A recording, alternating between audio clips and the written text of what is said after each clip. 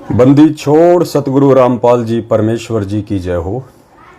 परमपिता परमात्मा, सारी सृष्टि के रचनहार, कुल मालिक, असंख्य ब्रह्मांडों के स्वामी, तीनों लोकों में प्रवेश करके सबका भरण पोषण करने वाले शब्द स्वरूपी राम, आदि पुरुष, आदि अनादि सतगुरु, जगत गुरु, संत शिरोमणि सतगुरु रामपाल जी परमेश्वर जी के चरण कमल में देश विदेश से हम सभी सत्सेवक भाई बहनों का कोटि कोटि दंडवत प्रणाम। और लाइव वीडियो देख रहे आप सभी भाई बहनों को दास की तरफ से प्यार भरा सत साहेब। भाई और बहनों, हमारे कुछ भगत भाई बहन लाइव जुड़ते हैं, तब तक हम परमेश्वर का मंगलाचरण करेंगे, मालिक की स्तुति करेंगे, उनकी वंदना करेंगे, क्योंकि 8 सितंबर 2022 को हम सभी सत्सेवक भाई बहनों के लिए खुशी का वो पर्व, वो त्योहार, वो फेस्टिवल, वो कुछ भी कह लीजिए आप उसको, वो सुनहरा अवसर आ रहा है, जिस अवसर के लिए हम सभी आत्मा युगों युगों से तरस रही थी, तड़प रही थी कि कब वो परमेश्वर हमें मिले, कब वो परमेश्वर इस पृथ्वी पे प्रकट हों, कब उस भगवान के पावन चरण कमल इस पृथ्वी पे टिकें, जो हमें अपना ज्ञान दे, अपने लोक की जानकारी दे। हम सोए हुए और अज्ञानता में भूले भटके हुए प्राणी जागें, हमारा वास्तविक पति कौन है, हमारा पिता कौन है, हमारा घर कहाँ है, इसकी जानकारी हमें कोई दे। तो पुण्यात्माओं, अनंत युगों के बाद में अब कहीं जाके 8 सितंबर 1951 को भारतवर्ष की पावन भूमि के भाग्य जागृत हुए हैं, जो परमेश्वर सशरीर मानव सदृश लीला करते हुए 8 सितंबर 1951 को गांव धनाना, जिला सोनीपत, हरियाणा, भारतवर्ष की भूमि पे प्रकट हुए हैं। और उससे भी बढ़कर परम सौभाग्य यदि कहा जाए तो विश्व में सबसे ज़्यादा सौभाग्यशाली आत्माएं भारत देश की हैं, और भारत देश में सबसे ज़्यादा सौभाग्यशाली आत्माएं हरियाणा प्रांत की हैं, और उससे भी ज़्यादा सौभाग्यशाली आत्मा वो हैं जिनको सन 1994 से लेके आज वर्तमान तक सतगुरु रामपाल जी भगवान की शरण प्राप्त हुई है। और उनमें से भी परम सौभाग्यशाली आत्मा वो हैं जिनको साध संगति नसीब हुई है, जिनको साध संगति में आने का और परमेश्वर को समझने का मौका मिला है। और उनमें से भी वो चंद हीरे मोती लाल परमात्मा के परम सौभाग्यशाली हैं जिन्होंने अपनी हृदय से, अपनी अंतरात्मा से, अपने दिलो दिमाग से, अपने ज्ञान विवेक से, अपनी समझ और बूझ से सतगुरु रामपाल जी को परमेश्वर के रूप में प्रकट हुआ समझ के अपने हृदय में शब्द रूप में समा लिया है, बैठा लिया है। तो पुण्यात्माओं, इस स्टेज तक पहुंचना कोई बालकों का काम नहीं है। ये हम सभी आत्माओं के जन्म जन्मांतरों के सुदृढ़ भक्ति संस्कार और उससे भी कहीं ज्यादा परमपिता परमेश्वर सतगुरु रामपाल जी भगवान का वो आशीर्वाद, जिसके चलते आज हम इस मुकाम पे हैं। और इस मुकाम से पुण्यात्माओं यदि हम नीचे गिरे अपनी अज्ञानतावश, अपनी नादानीवश, अपनी भूलवश, पुण्यात्माओं फिर वो परमात्मा अनंत युगों तक हमें वापस नहीं संभालने वाला है, क्योंकि आप और हम ही परमेश्वर के विशेष लाडले नहीं हैं। इस सृष्टि का वो प्रत्येक जीव जो आज किसी भी योनि में है, परमेश्वर का उतना ही प्यारा और लाडला है जितने कि आज उनकी शरण में आके बने हुए हैं। तो उनको भी परमात्मा ने मौका देना है, और हमें आज भगवान ने मौका दे दिया है, तो इस मौके को हमने चूकना नहीं है। तो आप सभी भाई बहनों को पता है, और जैसे जैसे भगत भाई बहन लाइव जुड़े, सभी से दास की हाथ जोड़ के विनती है, करबद्ध प्रार्थना है।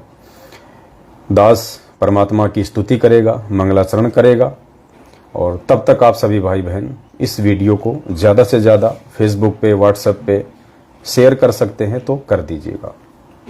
बंदी छोड़ सतगुरु रामपाल जी भगवान की जय हो।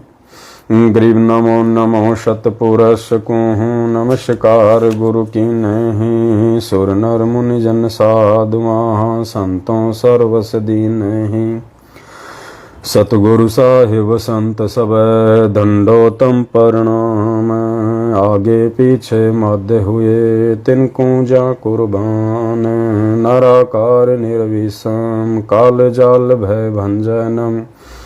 निर्लेपम निज निर्गुणम अकल अनुपबे सुन धुनम। सोहम सुरति समापतम सकल समाना नीरतले। उजल हिरंबर हरदम बेपरवा था है। वार पार नहीं मध्य तम ग्रीव जो सुमर सिद्ध होई। गणनायक गलताना करो अनुग्रह सोही। पारस पद परवाना आदि गणेश मनाओ। गणनायक देवन देवा चरण कमल लो लाऊं। आदि अंत करूं सेवा परम शक्ति संगीता। हृदय सिद्धि दाता सोही अविगत गुण है अतीतम। सत्य पुरुष निर्मोही जगदम्बा जगदीशम। मंगल रूप मुरारी तन मन अर्पूं शीसम। भक्ति मुक्ति भंडारी सुर नर मुनि जन ध्यावें। ब्रह्मा विष्णु महेशा शेष सहस मुख गावें। पूजय आदि गणेशा इंद्र कुबेर सरीखा। वरुण धर्म राय ध्यावें सुमरथ जीवन जी का। मन इच्छा फल पावें 33 कोटि अधारा। ध्यावें सैं 88 उतरे भव जल पारा। कट है यम की फांसी 33 कोटि अधारा। ध्यावें सैं 88 उतरे भव जल पारा। कट है यम की फांसी। बंदी छोड़ सतगुरु रामपाल जी भगवान की जय हो। बंदी छोड़ सतगुरु रामपाल जी भगवान की जय हो। बंदी छोड़ सतगुरु रामपाल जी भगवान की जय हो। तो सत्साई भाई और बहनों, दया परमपिता परमेश्वर जी की। आगे हम लाइव वीडियो में बढ़े इससे पहले दास कुछ छोटी छोटी बातों को आपके सामने पेश करना चाहेगा, क्योंकि पुण्यात्माओं भक्ति मार्ग पे हम उसी समय आगे बढ़ सकते हैं, सफल हो सकते हैं, जब हमारे मन में किसी भी प्रकार का कोई भी डाउट, ना तो आध्यात्मिकता के प्रति, ना सतगुरु के प्रति, ना भक्तों के प्रति, किसी भी चीज के प्रति हमारा डाउट नहीं होना चाहिए। और परमेश्वर भी कहते हैं कि करम भरम भारी लगे संसा सूल बबूल। डाली पानो डोलते परसत नाही मूल। और मालिक कहते हैं संसा सूल बबूल है। शंका जो है वो कीकर के कांटे की तरह होती है, जब तक वो निकलेगी नहीं तब तक प्राणी आगे नहीं बढ़ सकता है।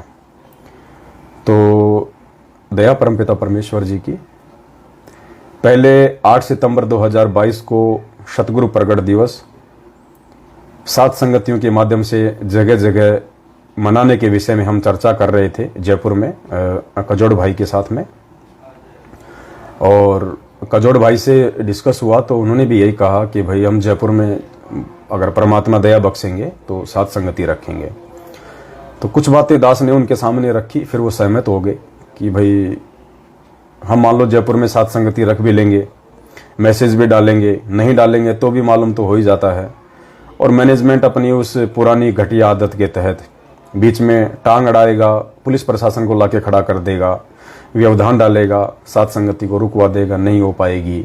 तो इससे अच्छा है कि सभी भाई बहन अपने अपने घर पे ही परमात्मा को भोग लगाएं। इससे परमात्मा और ज़्यादा प्रसन्न भी होंगे और भक्तों का भी विश्वास बढ़ेगा। और एक और जहाँ खाली एक जगह परमेश्वर को भोग लगे, परमात्मा की आरती हो, और एक जगह जगह परमात्मा को भोग लगे, वो शब्द ब्रह्मांड में जाएं, जगह जगह परमेश्वर की आरती हो, तो परमेश्वर उससे ज़्यादा प्रसन्न होंगे और पृथ्वी का जो माहौल है वो भी सतोगुणी बनेगा। तो कजोड़ भाई दास की बातों से सहमत हो गए थे और फिर हम सब ने ये डिसीजन लिया कि 8 सितंबर को सभी भाई बहनों को हम अपने अपने घर पे ही परमात्मा का प्रगट दिवस मनाने की जो है हम उनको सलाह देंगे। तो दया रही परमपिता परमेश्वर जी की और सभी भाई बहन अपने अपने घर पे ही परमात्मा का प्रगट दिवस मना रहे हैं। कुछ बातें हैं पुण्यात्माओं, ये अध्यात्म है। और अध्यात्म में आप मेरे सभी भगत भाई बहन एक चीज को गांठ बांध लेना, अगर आप फेल हो गए उस चीज में तो पुण्यात्माओं जिंदगी में हम कभी परमात्मा को प्राप्त नहीं कर पाएंगे। देखो, अध्यात्म है, ये जानकारी जो परमेश्वर ने आज आप और हम सभी आत्माओं को आके बताई है, आज से पहले किसी भी संत महात्मा मंडलेश्वर ने हमारे को ऐसी यथार्थ शास्त्र प्रमाणित जानकारी नहीं दी थी। तो आज जब ये जानकारी हमारे बीच में आएगी और जब हम इस जानकारी को प्राप्त करके सतगुरु का उपदेश प्राप्त करके उनके मार्ग पे बढ़ने का प्रयास करेंगे, तो काल भगवान भी हर प्रकार से टांग खींचने का पूरा प्रयास करेगा, तरह तरह की शंकाएं मन में पैदा कर देगा, आपस में भगत भाई बहनों के बीच में मतभेद पैदा कर देगा, छोटी छोटी बातों को लेकर मनमुटाव पैदा करेगा। आप ये ना समझिए कि ये मनमुटाव सामने वाला भगत जानबूझ के कर रहा, नहीं। हम सब एक परमेश्वर की आत्मा है, हम सभी अच्छी आत्मा है, इसीलिए तो भगवान ने हम सबको अपनी शरण में लिया। वरना आपके पड़ोसी को देखो, रिश्तेदारों को देखो, दुनिया वालों को देखो, जो दिन रात 12 महीने उल्टे काम करने में लगे हुए, गुरु जी का नाम तक सुनना पसंद नहीं करते। तो भले ही आज कुछ भगत भाई बहन साथ संगतियों से दूर हट चुके हैं, या कुछ भाई बहन हटते हुए दिखाई दे रहे हैं, या मैनेजमेंट वाले हैं, मैनेजमेंट के पीछे लगी हुई संगत है, ये जितने भी भाई बहन ये सभी परमेश्वर की विशेष आत्मा है। और विशेष आत्माओं के पीछे ही काल हाथ धोके पीछे पड़ता है, क्योंकि उसको पता है कि ये आत्मा मेरे जाल से बाहर निकलने का प्रयास कर रही है, तो वो उन आत्माओं को तोड़ने का, भटकाने का फुल प्रयास करेगा।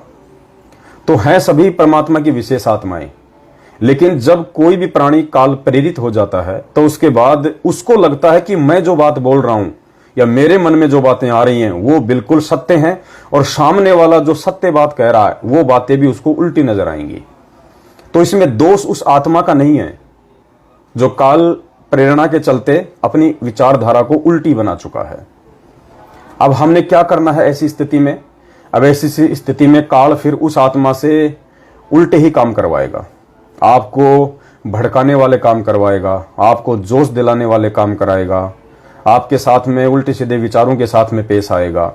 मतलब काल चाहेगा, क्योंकि काल स्वयं प्रकट नहीं होता। परमात्मा ने बताया कि ये काल का नियम है, ये स्वयं प्रकट नहीं होता है, ये दूसरी आत्माओं के माध्यम से अपना काम करवाता है। तो काल फिर उन आत्माओं को निमित्त बना के आपको भी उसी रंग में रंगने का प्रयास करेगा, धीरे धीरे धीरे धीरे, कि आपके भी विचार उसके जैसे हो जाए। क्योंकि परमात्मा कहते हैं ना, एक झूठ को अगर 100 बार सुन लिया जाए वो झूठ भी सच लगने लगती है। तो काल फिर यही काम करेगा, आपके सामने उन भाई बहनों के माध्यम से बार बार बार बार बार बार झूठ परोसेगा, और आपको ऐसा लगने लगेगा धीरे धीरे, यदि आपने उस व्यक्ति से अपना स्टैंड क्लियर नहीं किया तो, अगर आपने उस व्यक्ति से जो अब आपके विचारों से सहमत नहीं है, यदि आपने उससे दूरी नहीं बनाई, तो वो व्यक्ति काल जो प्रेरित है वो धीरे धीरे आपको अपने रंग में रंगेगा काल प्रेरणा से, और आपके ऊपर असर हो जाएगा। और राजस्थान के किशनगढ़ में जो हमारे रामदेव भाई थे, जो अब सात संगतियों से हट चुके हैं, और कल किसी भाई ने उनका फोटो भेजा था मुझे, वो सतलोक आश्रम मैनेजमेंट हरियाणा के किसी आश्रम में बैठे हुए हैं। वहां पे वो 8 सितंबर को गुरुजी का जन्मदिन मनाने के लिए गए हुए हैं। वो भी हमारे भाई हैं, परमात्मा की अच्छी आत्मा है, लेकिन वही काल प्रेरणा हम सब जानते हैं। तो ऐसी स्थिति में पुण्यात्माओं हमने सावधानी बरतनी है, उनके साथ में मनमुटाव नहीं करना, राग द्वेष नहीं करना, लड़ाई झगड़ा नहीं करना, वाद विवाद नहीं करना, और सबसे बड़ी बात, हमारे उन भाई बहनों के प्रति अपने मन में कोई राग द्वेष की भावना पैदा नहीं करना। देखो, हमें परमात्मा ने बताया 2 बातें होती हैं, एक होता है मतभेद और दूसरा होता है मनभेद। मतभेद हो सकता है, विचारों को लेके मतभेद हो सकता है, कोई बड़ी बात नहीं है, क्योंकि ये मार्ग बड़ा अटपटा है। परमात्मा कहते हैं कबीर का मार्ग अटपट, झटपट समझ ना आवे, और जिसको झटपट समझ में आ जावे उसकी सारी खटपट मिट जावे। तो ये मार्ग झटपट समझ में आना ही मुश्किल है, और जिसके झटपट समझ में आ गया तो उसकी तो सारी खटपट ही निकल जाएगी। तो ऐसी स्थिति में हमने हमारे उन भाई बहनों को समझाने का प्रयास करना है। अगर वो आपके समझाने से नहीं समझता है तो सीधा सा तरीका है, हमने उनसे दूरी बना लेनी है, हमने उनको ब्लॉक कर देना है, ताकि उनके मैसेज, उनके कमेंट्स, उनके फोन हमारे पास में ना आवे, जिससे कि वो भी बेचारा परेशान रहे और हमको भी वो फालतू में बाधा उत्पन्न करे। तो मतभेद हो सकता है, किसी का भी हो सकता है, विचारों को लेके कोई बड़ी बात नहीं है, ये परमात्मा ने हमें बताया। लेकिन पुण्यात्माओं, मन भेद बिल्कुल नहीं करना, विचारों की लड़ाई को विचारों तक ही सीमित रखना। यदि विचारों की लड़ाई को यदि आप मन पे लेके आ गए, मन पे लाते ही, यानी मतभेद को जिस दिन आप जी मन भेद पे ले आओगे, उसी समय हमारे अंदर वो दूरी बननी शुरू हो जाएगी उस भगत के साथ में कि जिसकी हम कल्पना भी नहीं कर सकते। और भगत से जैसे आपकी दूरी बढ़ी तो समझिए परमात्मा से भी आपकी ऑटोमेटिक दूरी बढ़ेगी, ऑटोमेटिक। क्योंकि मन जहां प्रवेश कर जाएगा फिर वहां पे राग द्वेष पैदा हो जाएगा, मान बढ़ाई और अहंकार पैदा हो जाएगा, अपनी बात को सत्य साबित करने की होड़ लग जाएगी। और परमात्मा कहते हैं मान बढ़ाई से हैं दूर, आजिज के हरि सदा हजूर। और परमेश्वर कहते हैं आधीनी के पास है पूर्ण ब्रह्म दयाल। आधीनी यानी जो भगत आधीनी के साथ, प्यार प्रेम के साथ, सबको अपना भाई बहन समझते हुए जो भक्ति मार्ग पे आगे चलेगा। आप अपने विचार रखिए, आपको अधिकार है, आपको स्वतंत्रता है। भारत का संविधान भी हमें एक मौलिक अधिकार देता है विचारों की स्वतंत्रता को पेश करने का। और भक्ति मार्ग में तो कोई बाध्यता है ही नहीं, परमात्मा ने तो हमें सतलोक से ही स्वतंत्र रखा हुआ है। परमात्मा ने तो हमें सतलोक से ही अपने विचारों की स्वतंत्रता दी हुई है। अगर परमेश्वर हमें स्वतंत्रता ना देते तो पुण्यात्माओं, हम काल भगवान के साथ इस गंदे लोक में नहीं आते, क्योंकि हमने अपनी इच्छा से, अपनी सहमति से सतलोक से उस परमात्मा से दूरी बनाई है। और जब आत्मा अपनी इच्छा से, अपनी सहमति से परमात्मा से दूरी बना लेगी तो परमात्मा फिर उसको रोकता नहीं है, क्योंकि आत्मा पे परमात्मा ने कभी भी बाध्यता या बंदिश नहीं रखी है। और इसी स्वतंत्रता के नाजायज फायदा उठाने के चलते हम लोग सतलोक से नीचे गिरे। तो आज भी परमात्मा कोई बाध्यता, किसी भी प्रकार की जो कंडीशन आपके सामने नहीं रखेगा। परमेश्वर का सिर्फ एक ही काम है। परमात्मा ने हमें समझा दिया है कि बच्चों, मेरा काल भगवान के साथ में एक एग्रीमेंट हो रखा है, एक अनुबंध है। उस अनुबंध के तहत मैं केवल तुम्हें अपना मार्ग बताऊंगा, शिक्षा दूंगा, तुम्हें समझाऊंगा। बस उससे ज्यादा अगर तुम मेरी आंखों के सामने शराब पियोगे, मांस खाओगे, तो भी मैं तुम्हें कुछ नहीं कहूंगा। क्योंकि काल ने यही कहा था कि परमेश्वर आप नीचे जाओगे, उन आत्माओं को अपना ज्ञान समझाओगे, लेकिन परमात्मा मेरी एक विनती है, आप उन आत्माओं के साथ में जबरदस्ती ना करना। आप केवल अपना ज्ञान समझाना, शिक्षा देना, उपदेश देना, सतलोक की जानकारी देना, लेकिन जबरदस्ती किसी को मत लेके जाना। जो आपके ज्ञान को स्वीकार करे, जो आपके विचारों से सहमत हो, जो आपके मार्ग में प्यार प्रेम और आधीनी के साथ आगे बढ़ना चाहे, उसी को आप अपने लोक ले जाना। बाकी आत्माओं को आप मेरे हवाले छोड़ देना। तो परमेश्वर ने कहा कि ठीक है भाई, जो आत्मा प्यार प्रेम आधीनी और कंधे से कंधा मिला के आपस में सहयोग करते हुए यदि आगे मेरे मार्ग में नहीं बढ़ेगी तो वो आत्मा अंदर से निर्मल नहीं हो पाएगी, और जो अंदर से निर्मल नहीं होगा वो मेरे सतलोक जाने के काबिल भी नहीं है। तो परमेश्वर की एक ये बाध्यता है पुण्यात्माओं, ये मजबूरी है परमेश्वर की, उस समर्थ परमात्मा की असमर्थता है ये। इसके चलते परमात्मा आज जबरदस्ती नहीं करेगा। आज उस जेल में बैठे हुए परमात्मा से सतलोक आश्रम मैनेजमेंट हरियाणा जो भी आदेश पारित करवाना चाहेगा, परमात्मा सहर्ष आदेश देगा। क्योंकि परमात्मा को पता है कि जो आदेश ये मेरे से पारित करवाना चाहता है, जो आदेश मेरे से लेना चाहते हैं प्रार्थना करके, मैं इनको मना नहीं करूंगा। क्योंकि मैंने तो मेरा आदेश बता दिया कि मेरे क्या नियम है, क्या मेरे उसूल हैं, कैसे तुम भक्ति मार्ग पे चलोगे, किन किन मर्यादाओं के साथ चलोगे, मेरे क्या विचार हैं, तुम कैसे रहोगे तो सफल होगे। और उसके बाद यदि कोई गुरुदेव के पास हिसार जेल में जाके कहेगा कि गुरुजी हरियाणा में जितने भी जाट भाई हैं वो सारे के सारे सरकार के खिलाफ हैं, बीजेपी के खिलाफ है गुरुजी, और बीजेपी के खिलाफ उन्होंने बहुत बड़ा मोर्चा खोल रखा है गुरुजी, ऐसे में यदि आप हमें आदेश दे दो उन जाट भाइयों का साथ देने का, तो गुरुजी आप भी जाट, हम भी जाट और वो भी जाट, गुरुजी जब मिल बैठेंगे तीनों तो खूब जमेगा रंग, और गुरुजी हमारा तो टहल का मच जाएगा, लोगों की सहानुभूति, लोगों की संवेदना आपके प्रति हो जाएगी गुरुजी, लोग आपके ज्ञान को समझेंगे। तो परमेश्वर क्या करेगा, मालिक देख लेगा, रे गधो, मुझे अपने मार्ग पे लगाने के लिए ये घटिया तरीके अपनाने की जरूरत है। ये बात उनको नहीं कहेगा परमात्मा, अपने मन में सोचेगा और उनको कह देगा कि ठीक है भाई, अरे बहुत अच्छी बात है, अरे तुम बाहर हो, तुम्हें पता है बाहर के माहौल का, भाई मैं तो जेल में बैठा हूं, मुझे क्या पता बाहर क्या ड्रामा चल रहा है। अगर ऐसी बात है बच्चों तो खुल के काम करो, कोई दिक्कत नहीं, मेरा आशीर्वाद है। ये उस एग्रीमेंट के तहत कहेगा परमात्मा जो काल भगवान के साथ 21वें ब्रह्मांड पे किया था तपस्या पे। क्योंकि मालिक को पता है अगर ये इतना बुद्धिमानी होता, इतना ही विवेकी होता, समझदार होता, तो मेरे सामने इस तरह की बात ही ना करता।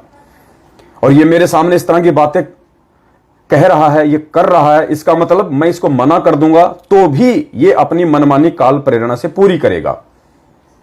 तो परमेश्वर फिर उस आत्मा को रोकता नहीं, उस आत्मा को टोकता नहीं।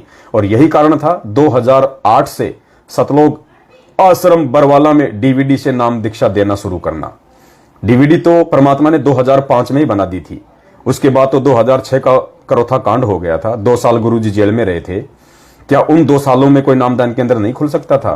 क्या उन 2 सालों में किसी भगत का नाम ही खंड नहीं हुआ? कम से कम शुद्धिकरण की तो व्यवस्था परमात्मा रख देते, लेकिन वो भी नहीं करी परमात्मा ने 2 साल में, 2006 2008 तक। क्यों? क्योंकि परमात्मा ने पहले बोल दिया था कि डीवीडी से नाम दीक्षा मेरे सतलोक जाने के बाद दी जाएगी। जब तक मैं हूं तब तक मैं स्वयं नाम दूंगा। लेकिन इन लोगों ने फिर परमात्मा को मानू समझा और इन्होंने कहा, मैनेजमेंट वालों ने, कि गुरुजी आप क्या क्या काम करोगे? आप सत्संग करोगे, आशीर्वाद दोगे, शास्त्रों को पढ़ोगे, थोड़ा बहुत आपको आराम भी चाहिए, आपको इतना बुढ़ापा आ गया है, आपकी उम्र देखिए, आप बीमार हो जाओगे। क्योंकि मानुष मानते हैं गुरुजी को, और गुरु को जो मानुष मानेगा वो तो वैसी बात करेगा। तो परमेश्वर ने उनको कह दिया, क्योंकि परमात्मा ने उनकी परीक्षा भी लेनी थी, तो परमेश्वर ने कह दिया कि ठीक है भाई, बहुत अच्छी बात है बच्चों, ये बात तुमने मुझे पहले क्यों नहीं बताई? अरे बहुत अच्छी बात है, शुरू करो। और इन्होंने वो डीवीडी से नाम दीक्षा देने की प्रक्रिया 2009 में गुरु को मानुष मान के पूरी कर दी। तो पुण्यात्माओं, इस प्रकार से हमने इन चीजों को समझना है, अध्यात्म को समझना है। अब बहुत सारे भगत भाई बहन कह देते हैं कि भाई ये संगत में इतना चल रहा है सत्सेवकों का मैनेजमेंट का, सत्सेवकों का मैनेजमेंट का, क्योंकि खाली 2 ही ग्रुप है संगत में, तीसरा तो कोई ग्रुप है ही नहीं। वो तो छोटे मोटे, जैसे कहते हैं ना कि पेशाब करने के बाद में टपके गिरते हैं, वो तो वो टपके हैं। जैसे रामचंद्र जी हैं, संजय हो गया, एक आधे और हो गए कोई, उनके तो कोई वैल्यू नहीं है कोई किसी भी प्रकार की। केवल 2 ही मेन ग्रुप है संगत में, सत्सेवक और मैनेजमेंट।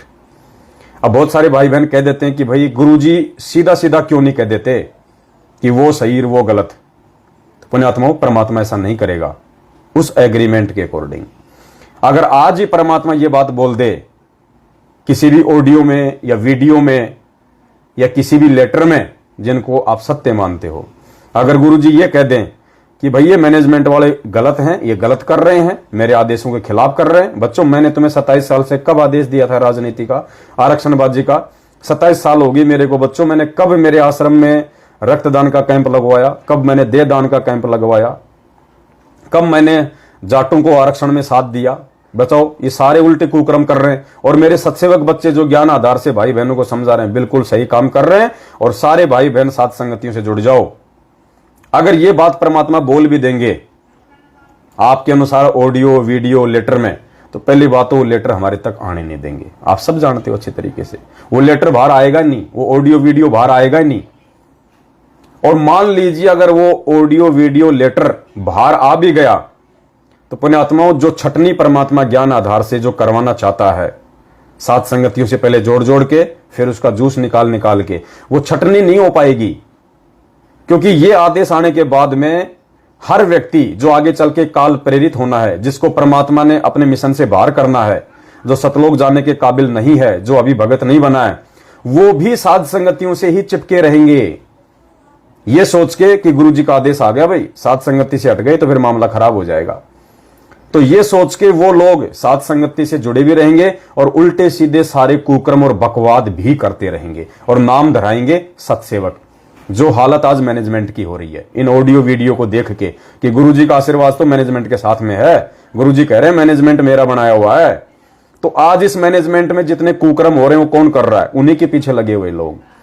जितने भी कुकर्म है वो कौन कर रहा है? मैनेजमेंट वाले। फिर अकाल मौत कौन मर रहे हैं? मैनेजमेंट वाले। सबके घरों में लड़ाई झगड़े आपत्तियां दुख संकट तकलीफ किसके घरों में? मैनेजमेंट वालों के घरों में। क्यों? क्योंकि उन्होंने उन ऑडियो वीडियो को सत्य मान लिया, गुरुजी के वचन पे नहीं चले और मैनेजमेंट से वो जुड़े भी हुए हैं, साथ में सारे काम भी उल्टे कर रहे हैं, मर्यादा रख नहीं रहे हो, सारी रिश्तेदारियां निभा रहे हैं, सारी परंपराएं निभा रहे हैं, कुपात्रों को ज्योति पाठ और दान का पैसा दे रहे हैं। राजनीति का सीजन आ जाए तो राजनीति कर लेते हैं, आरक्षणबाजी का सीजन आ जाए तो आरक्षणबाजी में शामिल हो जाते हैं। तो ये सब कुकर्म करने के चलते और साथ में मैनेजमेंट से जुड़े रहने के चलते आज उनको कोई सुख नहीं है। हर प्रकार से वो परमात्मा से दूर हैं। तो भगवान ने तो साध संगतियों को अपने मिशन के लिए चुना है, और साध संगति से ही परमात्मा नेक आत्माओं की छटनी करेगा। तो इसलिए पुण्यात्माओं परमात्मा स्पष्ट रूप से नहीं कहेंगे, वरना छटनी नहीं हो पाएगी, पहचान नहीं हो पाएगी। मालिक को तो पता है, मालिक को तो पहचान है कि कौन सही है कौन गलत है, आगे तक कौन रुकेगा कौन बचेगा, कौन लंबी रेस का घोड़ा है। मालिक को तो पता है, क्योंकि परमेश्वर ही है जिसने हम सबकी वो टिकट बनाई है। ये परमेश्वर ही है जिसने हमारी वो टिकट अलॉट की है। और मालिक को पता है कि ये साध संगति जो है एक ट्रेन है, और किस आत्मा की टिकट कहां तक की है। तो मालिक को तो पता है कि जैसे जैसे जिसका स्टेशन आता चला जाएगा वो वहां पे नीचे उतरता चला जाएगा। तो परमेश्वर को तो मालूम है इन सब बातों का। इसलिए परमात्मा पुण्यात्माओं बहुत सूझबूझ और सोच समझ के साथ में, क्योंकि वो परमेश्वर है, वो अपने काम में किसी भी प्रकार की माइनस रत्ती भर भी त्रुटि नहीं करता है। इसलिए परमात्मा ने ये स्पष्ट रूप से नहीं बोलना होता है। एक तो काल के एग्रीमेंट के अनुसार, दूसरा परमात्मा ने जो छटनी करनी होती है आत्माओं की उस आधार से। ना परमात्मा आने के बाद में गलत मैनेजमेंट को बताएगा, ना आने के बाद में सही सत्सेवकों को बताएगा। ना परमात्मा आने के बाद में गलत सत्सेवकों को बताएगा, ना सही मैनेजमेंट को बताएगा। ये निर्णय सिर्फ आप और हमने ही करना पड़ेगा उनके बाहर आने से पहले पहले।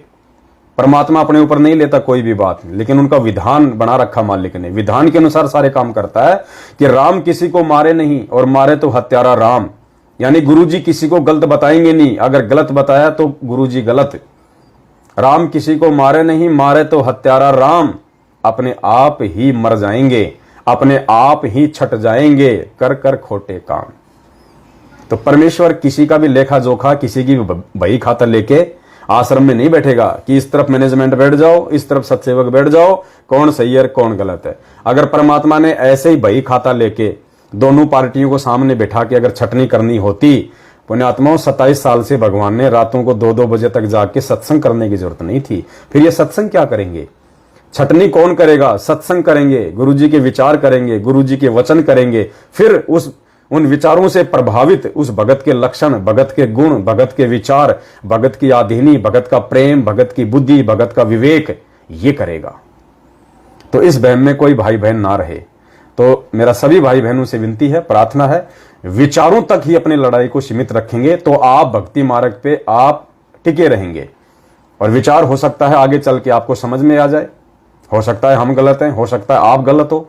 तो विचारों की लड़ाई को विचारों तक सीमित रखो, और विचारों की लड़ाई पे ये विचार करो कि हम जो कर रहे हैं वो सही है या सामने वाला जो कर रहा है वो सही है। और मान बढ़ाई का मार्ग नहीं है। यदि हम गलत हैं तो हम हाथ जोड़ लेंगे, आप गलत हो आप हाथ जोड़ लो मैनेजमेंट वालों। लेकिन इस लड़ाई को मन भेद पे मत लाना, मत भेद तक सीमित रखना।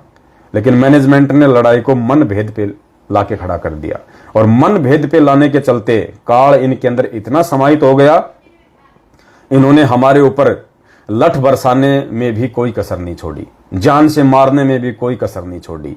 ये सबूत है कि सतलोक आश्रम मैनेजमेंट हरियाणा पूर्णतया मन भेदी है, पूर्णतया काल प्रेरित है।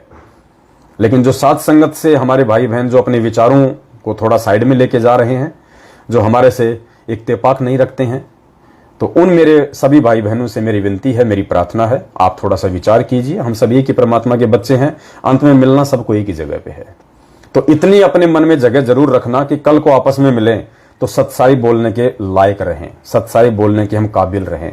ऐसा नहीं कि आज मैनेजमेंट वाले जो गालियां बरसा रहे हैं, जो लठ बरसा रहे हैं, झूठी निंदा चुगली कर रहे हैं, कल को जब ये मिलेंगे आमने सामने, जब नीर खीर का निवेरा हो जाएगा, ये आंखों से आंखें मिला के सच्चाई बोलने के काबिल भी नहीं रहेंगे कि हमने तो इन आत्माओं पे इतने जुल्म कर रखे हैं बेइंतहा, हमारा हिसाब क्या होगा। तो पुण्यात्माओं विचारों की लड़ाई को विचारों तक सीमित रखें। अगर आप किसी के विचारों से सहमत नहीं है, आप अपनी बात को रखिए। फिर भी यदि कोई आपकी बात नहीं मानता है तो फिर आपकी जिम्मेदारी बनती है आप बैठ के अपनी भक्ति कीजिएगा। आपका मकसद कोई फिर इस पवनदास के पीछे लगना नहीं है, आपका मकसद फिर बाल की खाल निकालना नहीं है। आपका मेन मकसद क्या है? भक्ति करना, परमात्मा को प्रसन्न करना। और परमात्मा प्रसन्न होंगे भक्ति से, मर्यादाओं से, नेक आचरण से। तो यही दास की विनती थी। तो किसी भी भाई बहन के प्रति मन में कोई भी मतभेद या मन भेद वाली स्थिति नहीं रखनी है, क्योंकि सोशल मीडिया पे जैसे कजोड़ जी को और मेरे को लेके थोड़ी बहुत जो बातें आपस में हो रही है ना, तो दास के प्रति अपने भाई के मन में कोई राग द्वेष नहीं है, ना हो सकता है। राग द्वेष तो मैंने महेंद्र भगोड़े के प्रति नहीं रखा आज तक। वो भी मेरा भाई है, कजोड़ जी भी मेरे भाई हैं, आप सब मेरे भाई बहनों, मेरे लिए आप सब एक समान हैं। मेरे लिए ना मैनेजमेंट विशेष है, ना कजोड़ जी विशेष है, ना कजोड़ जी के लिए मैं कोई विशेष हूं। उनकी भी यही सोच है, उनकी भी यही दृष्टि है, और इसी कारण से हम लोग आज तक साथ साथ हैं। वरना कितने लोग गए, कितने लोग आए। तो हम सब एक परमेश्वर के बच्चे हैं। अगर हम किसी के विचारों से सहमत नहीं हैं तो हम हमारा स्टैंड साइड में कर लें, हम क्लियर कर लें अपना स्टैंड, और अब हम अपनी भक्ति करें। राग द्वेष नहीं फैलाना फिर उस मार्ग में। तो ये दास की तरफ से सभी भाई बहनों को एक छोटा सा संदेशा था। और आज हम वीडियो को ज्यादा लंबा नहीं लेंगे। वीडियो को अभी तक जिन जिन भाई बहनों ने शेयर नहीं किया है वो एक बार फेसबुक पे, व्हाट्सएप पे, हर जगह शेयर कर दे।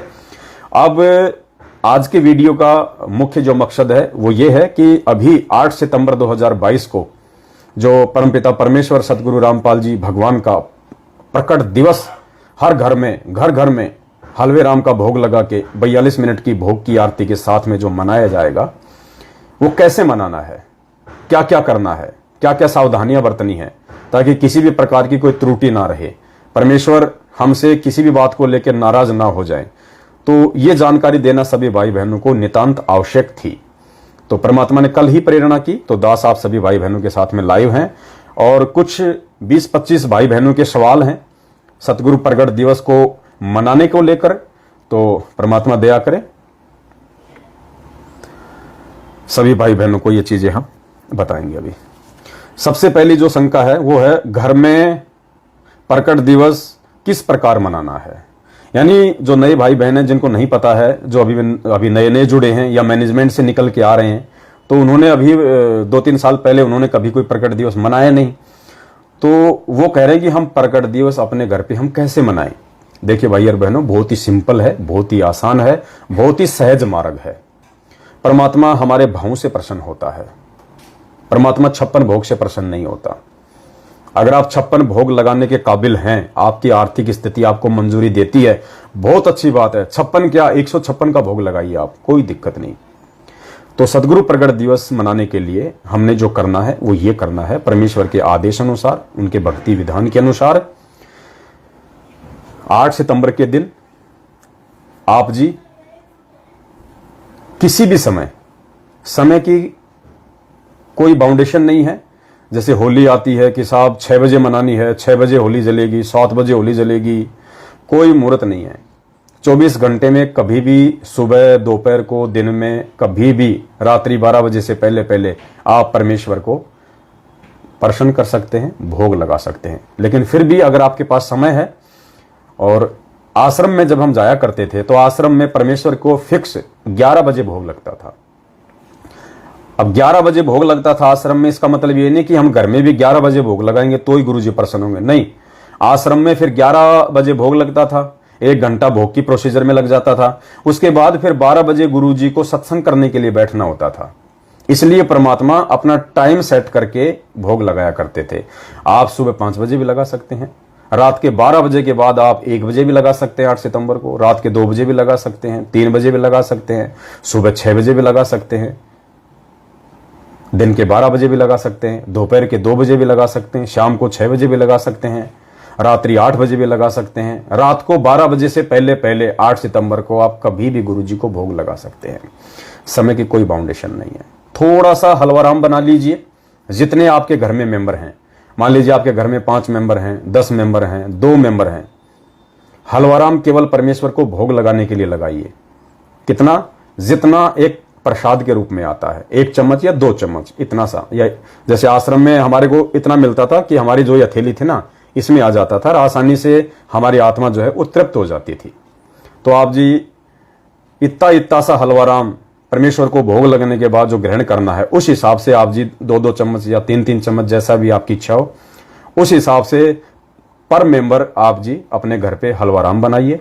हलवाराम केवल देसी घी का ही बनेगा। देसी घी भी केवल गाय का या भैंस का।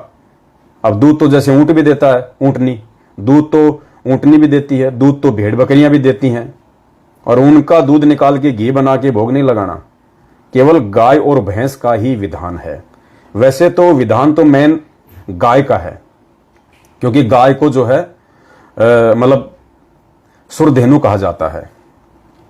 मैन विधान तो परमात्मा को भोग लगाने का केवल गाय का है, लेकिन आज गाय रही नहीं। काल भगवान को पता था कि धरती पे परमात्मा आएगा, उस जानवर को या तो वो मरवा दे रहा ज्यादा से ज्यादा, या उस जानवर की उसने ऐसी दुर्गति करवा दी, लोग अपने घर पे उसको रखना पसंद नहीं करते कि गाय थोड़ा सा दूध देती है, थोड़ा सा घी निकलता है, खाती पूरा है। तो इस चक्कर में लोगों ने गाय को रखना ही बंद कर दिया। वरना पुण्यात्माओं, गाय पूरे विश्व का एकमात्र ऐसा प्राणी है, 84 लाख योनियों में। इंसान भी नहीं है, इंसान तो केवल भक्ति करके अपना मोक्ष करवा सकता है। हम भी 84 लाख योनियों में है, कोई बाहर नहीं है, लेकिन इन सभी 84 लाख योनियों में इंक्लूड इंसान, गाय ही एकमात्र ऐसा जानवर है, ऐसा प्राणी है जो ऑक्सीजन लेता है और ऑक्सीजन ही छोड़ता है। गाय ऑक्सीजन ही लेती है और ऑक्सीजन ही छोड़ती है। गाय कभी भी कार्बन डाइऑक्साइड गैस नहीं छोड़ती, वो ऑक्सीजन ही लेती है और ऑक्सीजन ही छोड़ती है। ये पूरे विश्व में, पूरी सृष्टि में 84 लाख योनियों में गाय ही एकमात्र ऐसा जानवर है। इसीलिए तो गाय का जो पेशाब है वो भी औषधि के रूप में काम लिया जाता है। गाय के गोबर से अगर खाना बनाया जाए तो पुण्यात्मा उससे जो है कार्बन डाइऑक्साइड गैस इतनी नहीं बनती है। इसलिए गाय को जो है मतलब माता का दर्जा दिया गया है, माता का, सुरधेनु। वरना भैंस को नहीं दिया माता का दर्जा, शेर को नहीं दिया बाप का दर्जा, माता का दर्जा गाय को दिया गया है, क्योंकि गाय एकमात्र विश्व में ऐसा प्राणी है। तो अब गायों की अधिकता रही नहीं, तो परमेश्वर ने एक ऑप्शन दे दिया भैंस, क्योंकि भैंस को भी इंसान अपने घर पे पालता है, अच्छा खाना खिलाता है। भैंस भी एक शाकाहारी है, इसलिए परमात्मा ने दूसरा नंबर रखा भैंस का। तो घी केवल गाय और भैंस का होना चाहिए। अब ये जरूरी नहीं कि साहब गाय और भैंस वाला घी लेके आए जो गांव में निकलता है, क्योंकि हर आदमी दूध बेचता है, सबको आजकल अपने स्वार्थ की पड़ी है। तो अब क्या हो गया, बड़ी बड़ी जो डेयरी कंपनी है उन्होंने घी बनाना शुरू कर दिया, 1-1 लीटर का, 2-2 लीटर में, और 1 लीटर का रेट रख दिया 500 रुपये, 600 रुपये, 700 रुपये। तो किसी भी डेयरी पे यदि आपने घी लेके आना है तो आपने देसी घी का नाम लेके लाना है कि भाई साहब मुझे देसी घी चाहिए 1 लीटर। तो जो देसी घी होगा वो कम से कम 500 रुपये लीटर से कम नहीं देगा, उससे ऊपर ही आएगा, 700, 800, 900। तो 500 रुपए के आसपास जो घी आपको डेयरी पे मिले उसको बोल देना भाई साहब डालडा नहीं चाहिए मेरे को, दूसरा किसी प्रकार का घी नहीं चाहिए, गाय या भैंस का घी चाहिए मेरे को। तो वो आपको किसी भी डेयरी पे मिल जाएगा। अगर आपके पास में गाय या भैंस का जो शुद्ध घी आता है जो गाँव में मिलता है, अगर वो उपलब्ध नहीं है तो आप जी डेयरी से गाय या भैंस का देसी घी नाम करके 1 लीटर 2 लीटर लेके आ सकते हैं। उसमें आप अपनी ज्योत भी जलाइए और उसमें आप परमेश्वर को हलवा राम बना के, और 8 सितंबर के दिन हलवा राम आपने बनाया, आपने अपनी रसोई में हलवा राम बना के और आपने एक थाली में रख दिया। एक थाली ली, उस थाली में आपने कटोरी ले ली, कटोरी में आपने हलवा राम रख दिया, साथ में आपने एक जलराम का एक गिलास ले लिया, जलराम का वो गिलास रख दिया, और उस कटोरी को, जलराम को थाली समेत आपने किसी भी साफ कपड़े से उसको ढक के रख देना है। कपड़ा चाहे लाल हो, पीला हो, हरा हो, सतरंगी हो, कोई महत्व नहीं रखता, कपड़ा साफ सुथरा होना चाहिए। उस कपड़े से आपने रसोई में थाली को, हलवे राम को, जलराम को ढक देना है। और यदि आप नए बर्तनों में हलवा राम बनाएं तो बहुत अच्छी बात है। अगर अभी तक आप केवल हलवा राम बनाने के लिए स्पेशल बर्तन नहीं लेके आए हैं, एक तो जैसे हम लोग कढ़ाई में सब्जी बनाते हैं, थाली में खाते हैं, उसी चम्मच से खाते हैं, और एक होता है कि परमात्मा का हलवा राम बनाने के लिए स्पेशल छोटी सी कढ़ाई ले आओ, एक थाल ले आओ, एक चम्मच ले आओ, एक कटोरी, एक गिलास स्पेशल ले आओ। उनमें केवल उसी कढ़ाई में गुरुजी को हमने हलवा राम बनाना है और उन्हीं बर्तनों में रख के हमने भोग लगाना है। और जब भोग की आरती समाप्त हो जाए उसके बाद हमने वो हलवा राम, वो जलराम किसी दूसरे पात्र में निकाल के फिर हमने दूसरों को डालना है, और उन पात्रों को धो के वापस अन्य बर्तनों से दूर रखें, स्पेशल रखें परमात्मा के। अगर किसी भाई बहन की ऐसी क्षमता नहीं है, आर्थिक स्थिति कमजोर है, तो जो बर्तन आप अपने घर में काम लेते हैं उनको अच्छे से साफ करके फिर आप परमात्मा का हलवा राम बनाएं, फिर आप परमात्मा को भोग लगाएं। उसके बाद रसोई में आप खड़े हैं, आपके जितने भी मेंबर हैं परिवार के, जो उपदेशी हैं या अनुपदेशी हैं, अनुपदेशी भी भोग की आरती में शामिल हो सकता है, उपदेशी को तो भोग लगाना ही लगाना है। सभी भाई बहन, अगर आप पढ़े लिखे हैं तो बहुत अच्छी बात है, आपके पास में भक्तिबोध होगी, सभी भाई बहनों के पास में। भक्तिबोध में भोग लगाने की विधि लिखी हुई है। संध्या आरती के बाद में अंदेव की आरती है। अंदेव की आरती के बाद में लिखा है भोग लगाने की विधि, मोकू कहां ढूंढे रे बंदे मैं तो तेरे पास में। और लास्ट में जब हम जाएंगे तो वहां एक शब्द आएगा लास्ट में, आज लग्या साहिब को भोग दीन के टुकड़े पाने का। वहां तक भोग की आरती है कंप्लीट। मैनेजमेंट वालों ने जो भक्तिबोध पुस्तक छपवा रखी है उसमें भोग की आरती बीच बीच में नहीं है। हम सत्सेवकों ने जो भोग की ये जो भक्तिबोध जो छपवाई है इसमें लगातार हमने, जैसे परमात्मा वीडियो में बोलते हैं जो भोग की आरती है जैसे जैसे बोलनी उसी हिसाब से हमने पूरी भोग की आरती को अच्छे से छपवा रखा है। आपको पेज वगैरह चेंज करने की जरूरत नहीं है, आप लगातार भोग की आरती भक्तिबोध से कर सकते हैं। तो जो भाई बहन जो पढ़े लिखे हैं उन्होंने भक्तिबोध हाथ में लेके भोग की आरती करनी है पूरी। सबसे पहले आप अपनी रसोई में परमात्मा का भोग तैयार कर लेंगे, कपड़े से ढक देंगे। सबसे पहले सभी भाई बहन वहां पे खड़े होकर मंगलाचरण करेंगे। मंगलाचरण के बाद में जो एक शब्द है आया है बंजारा केशव आया है, उस शब्द को गाते हुए भोग प्रसाद को वहां से उठा के धीरे धीरे जहां आपने परमात्मा का दरबार लगा रखा है वहां पे लाके आपने परमात्मा के दरबार के सामने भोग प्रसाद को रख देना है। केशव बंजारे वाला शब्द पूरा होने के बाद में फिर आपने भक्तिबोध में जहां से स्टार्ट है, मोकू कहां ढूंढे रे बंदे मैं तो तेरे पास में, वहां से आप जी सभी भाई बहन भक्तिबोध हाथ में लेके, या जिसको याद है तो बहुत अच्छी बात है, नहीं तो भक्तिबोध लेके आपने परमात्मा को भोग की आरती करनी है। और जो भाई बहन जो खड़े होने में सक्षम नहीं है, मान लीजिए कोई भाई बहन कोई बीमार है, कोई ज्यादा कोई बुजुर्ग है, कोई माता बहनें जो हैं वो गर्भ से हैं, पेट में बच्चा है, तो ऐसी माता बहनें खड़ी रहना चाहें तो उनकी इच्छा है जब तक वो खड़ी रह सके खड़ी रहिए, वरना वो नीचे बैठ के आरती कर लें। चेयर पे भी बैठ सकती हैं, खाट पे भी बैठ सकते हैं। कोई ऐसा कोई बीमारी की हालत में है कि जिससे खाट से उठा नहीं जाता, वो सूता सूता भी आरती कर सकता है, क्योंकि पुण्यात्माओं साधु भूखा भाव का धन का भूखा नाई। परमात्मा आपके भाव देखेगा। यदि आप सक्षम हैं तो आपने विधि विधान से काम करना है, फिर गफलत नहीं चलेगी। आप सही हैं फिर भी आप लेट गए बैठ गए ऐसे कर रहे हैं, वो नहीं चलेगा। विशेष परिस्थितियों में छूट है, विशेष परिस्थितियों में, लेकिन ध्यान सुरती परमात्मा की वाणी पे होनी चाहिए। आप अगर बीमार हैं, नीचे बैठे हैं, लेटे हुए हैं, तो भी आपका ध्यान आपकी सुरती उस आरती में होनी चाहिए। आपका मन आपका लगाव परमात्मा में होना चाहिए। और जो भाई बहन पढ़े लिखे नहीं है और उनके घर में भी कोई और भगत नहीं है, अब वो कैसे करेंगे आरती परमात्मा की? तो वो आत्माएं सतगुरुदेव जी ने जो आरती जो गाई हुई है 42 मिनट की भोग की आरती, आप यूट्यूब पे जाएंगे, यूट्यूब पे हिंदी या अंग्रेजी में लिखेंगे भोग की आरती संत रामपाल जी महाराज, तो एक 40 या 42 मिनट की आरती आ जाएगी, सेम टू सेम वही, मोकू कहां ढूंढे रे बंदे मैं तो तेरे पास में, वहां से स्टार्ट है। उससे पहले मंगलाचरण आपने स्वयं करना पड़ेगा, केशव बंजारा का शब्द आपने गाना पड़ेगा, और फिर परमात्मा का जो वीडियो है वो वीडियो से आप जी परमात्मा की भोग की आरती कर सकते हैं विशेष परिस्थितियों में, क्योंकि ये वीडियो से चाहे भोग की आरती हो चाहे तीनों समय की आरती हो, ये परमात्मा ने विशेष परिस्थितियों के लिए बनाई है। तो जो अनपढ़ भाई बहन है वो इस प्रकार से परमात्मा की भोग की आरती वो कर सकते हैं। और कुछ भाई बहनों की जो शंकाएं हैं फिर दास लेता है आगे। नंबर 2, गुरुजी को भोग लगाने का सही समय क्या है? तो दास ने आप सभी भाई बहनों को बता दिया है। भोग आप अपनी इच्छा के अनुसार लगा सकते हैं, कोई समय फिक्स नहीं है। मान लीजिए कोई किसी की नाइट की कोई ड्यूटी है बेचारे की, वो सुबह 10 बजे छूटेगा, तो बताओ वो कहां से 5 बजे भोग लगाएगा? वो आराम से नहा धो के आके मालिक को भोग लगाओ। तो 24 घंटे में आप कभी भी परमात्मा को 8 सितंबर को भोग लगा सकते हैं। 8 सितंबर को रात्रि 12 बजे से लेके और फिर रात्रि 12 बजे तक 24 घंटे में आप कभी भी गुरुजी को भोग लगा सकते हैं, कोई बाध्यता नहीं है। यदि आप घर पे हैं, फ्री हैं, तो आप समय पे भोग लगाओ। सुबह नहा धो के बंदी छोड़ को आराम से 5 बजे लगा दो, 6 बजे लगा दो। 5 बजे तो बहुत ज्यादा हो जाएगा क्योंकि बच्चे उठ नहीं पाएंगे, और आराम से आप परमात्मा को 9-10 बजे भोग लगाओ, कोई दिक्कत नहीं है। अगर आप घर पे हैं, कोई बाधा नहीं है, परेशानी नहीं है, तो 8, 9, 10 बजे तक आराम से आप परमात्मा को भोग लगाओ।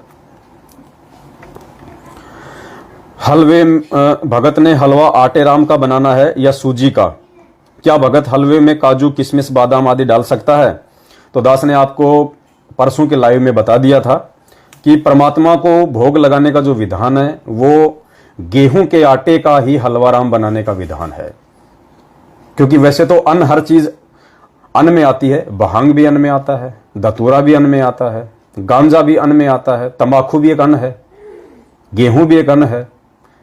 तो इसी प्रकार जो सूजी है वो भी एक अन्न से बनती है। लेकिन परमेश्वर को जो भोग लगाने का विधान है वो आटे का, गेहूं का आटा। आप कहेंगे गेहूं का आटा क्यों? क्योंकि पुण्यात्मा गेहूं का जो आटा है वो मुख्य अन्न में आता है। क्योंकि गेहूं जो है तीनों लोकों में खाया जाता है। गेहूं जो है तीनों लोकों में खाया जाता है, पूरे विश्व में खाया जाता है। गेहूं मुख्य अन्न में आता है, इसलिए हमने गेहूं के आटे के साथ ही परमात्मा को भोग लगाना है। सूजी का, बेसन का, या गेहूं सूजी को मिक्स कर दिया, गेहूं बेसन को मिक्स कर दिया, ये हमने बिल्कुल नहीं करना है। आज से पहले जिसने किया है तो वो एक छोटी सी अपनी गलती समझते हुए, नादानी में, ना समझी में गुरुदेव को दंडवत करके समय याचना करे और आगे से केवल देसी घी के साथ और हलवे, जो हलवाराम बनाना है केवल गेहूं के आटे के साथ ही बनाना है। और हलवे में हमने किसी प्रकार का काजू, किशमिश, बादाम कुछ भी नहीं डालना। सिंपल, क्योंकि आश्रम में सिंपल ही बनता था। क्योंकि मन है पुण्यात्माओं, इसको ज्यादा जगह नहीं देनी, ये बकवादी है, इसको टेस्ट चाहिए। और वो भोग प्रसाद जो हम बना रहे हैं वो टेस्ट के लिए नहीं बना रहे, वो हम परमेश्वर को प्रसन्न करने के लिए बना रहे हैं। जो भक्ति विधान है उसको फॉलो कर रहे हैं हम। तो हमने मन को जगह नहीं देनी, काजू किशमिश वगैरह कुछ नहीं डालना उसमें। सिंपल गेहूं का आटा, देसी घी, चीनी या मिश्री जो भी आप यूज करना चाहें, जो भी उपलब्ध है आपके पास में, और जो भी उसमें पानी वगैरह डलता है, जो बनाने की जो भी प्रोसीजर है, केवल उस हिसाब से आपने हलवाराम को बनाना है। क्या भोग प्रसाद को आरती करते समय कपड़े से ढकना जरूरी है? बिल्कुल जरूरी है। क्यों जरूरी है? इसलिए जरूरी है कि उसमें कोई मिट्टी, धूल वगैरह, कोई मक्खी मच्छर वगैरह ना बैठे।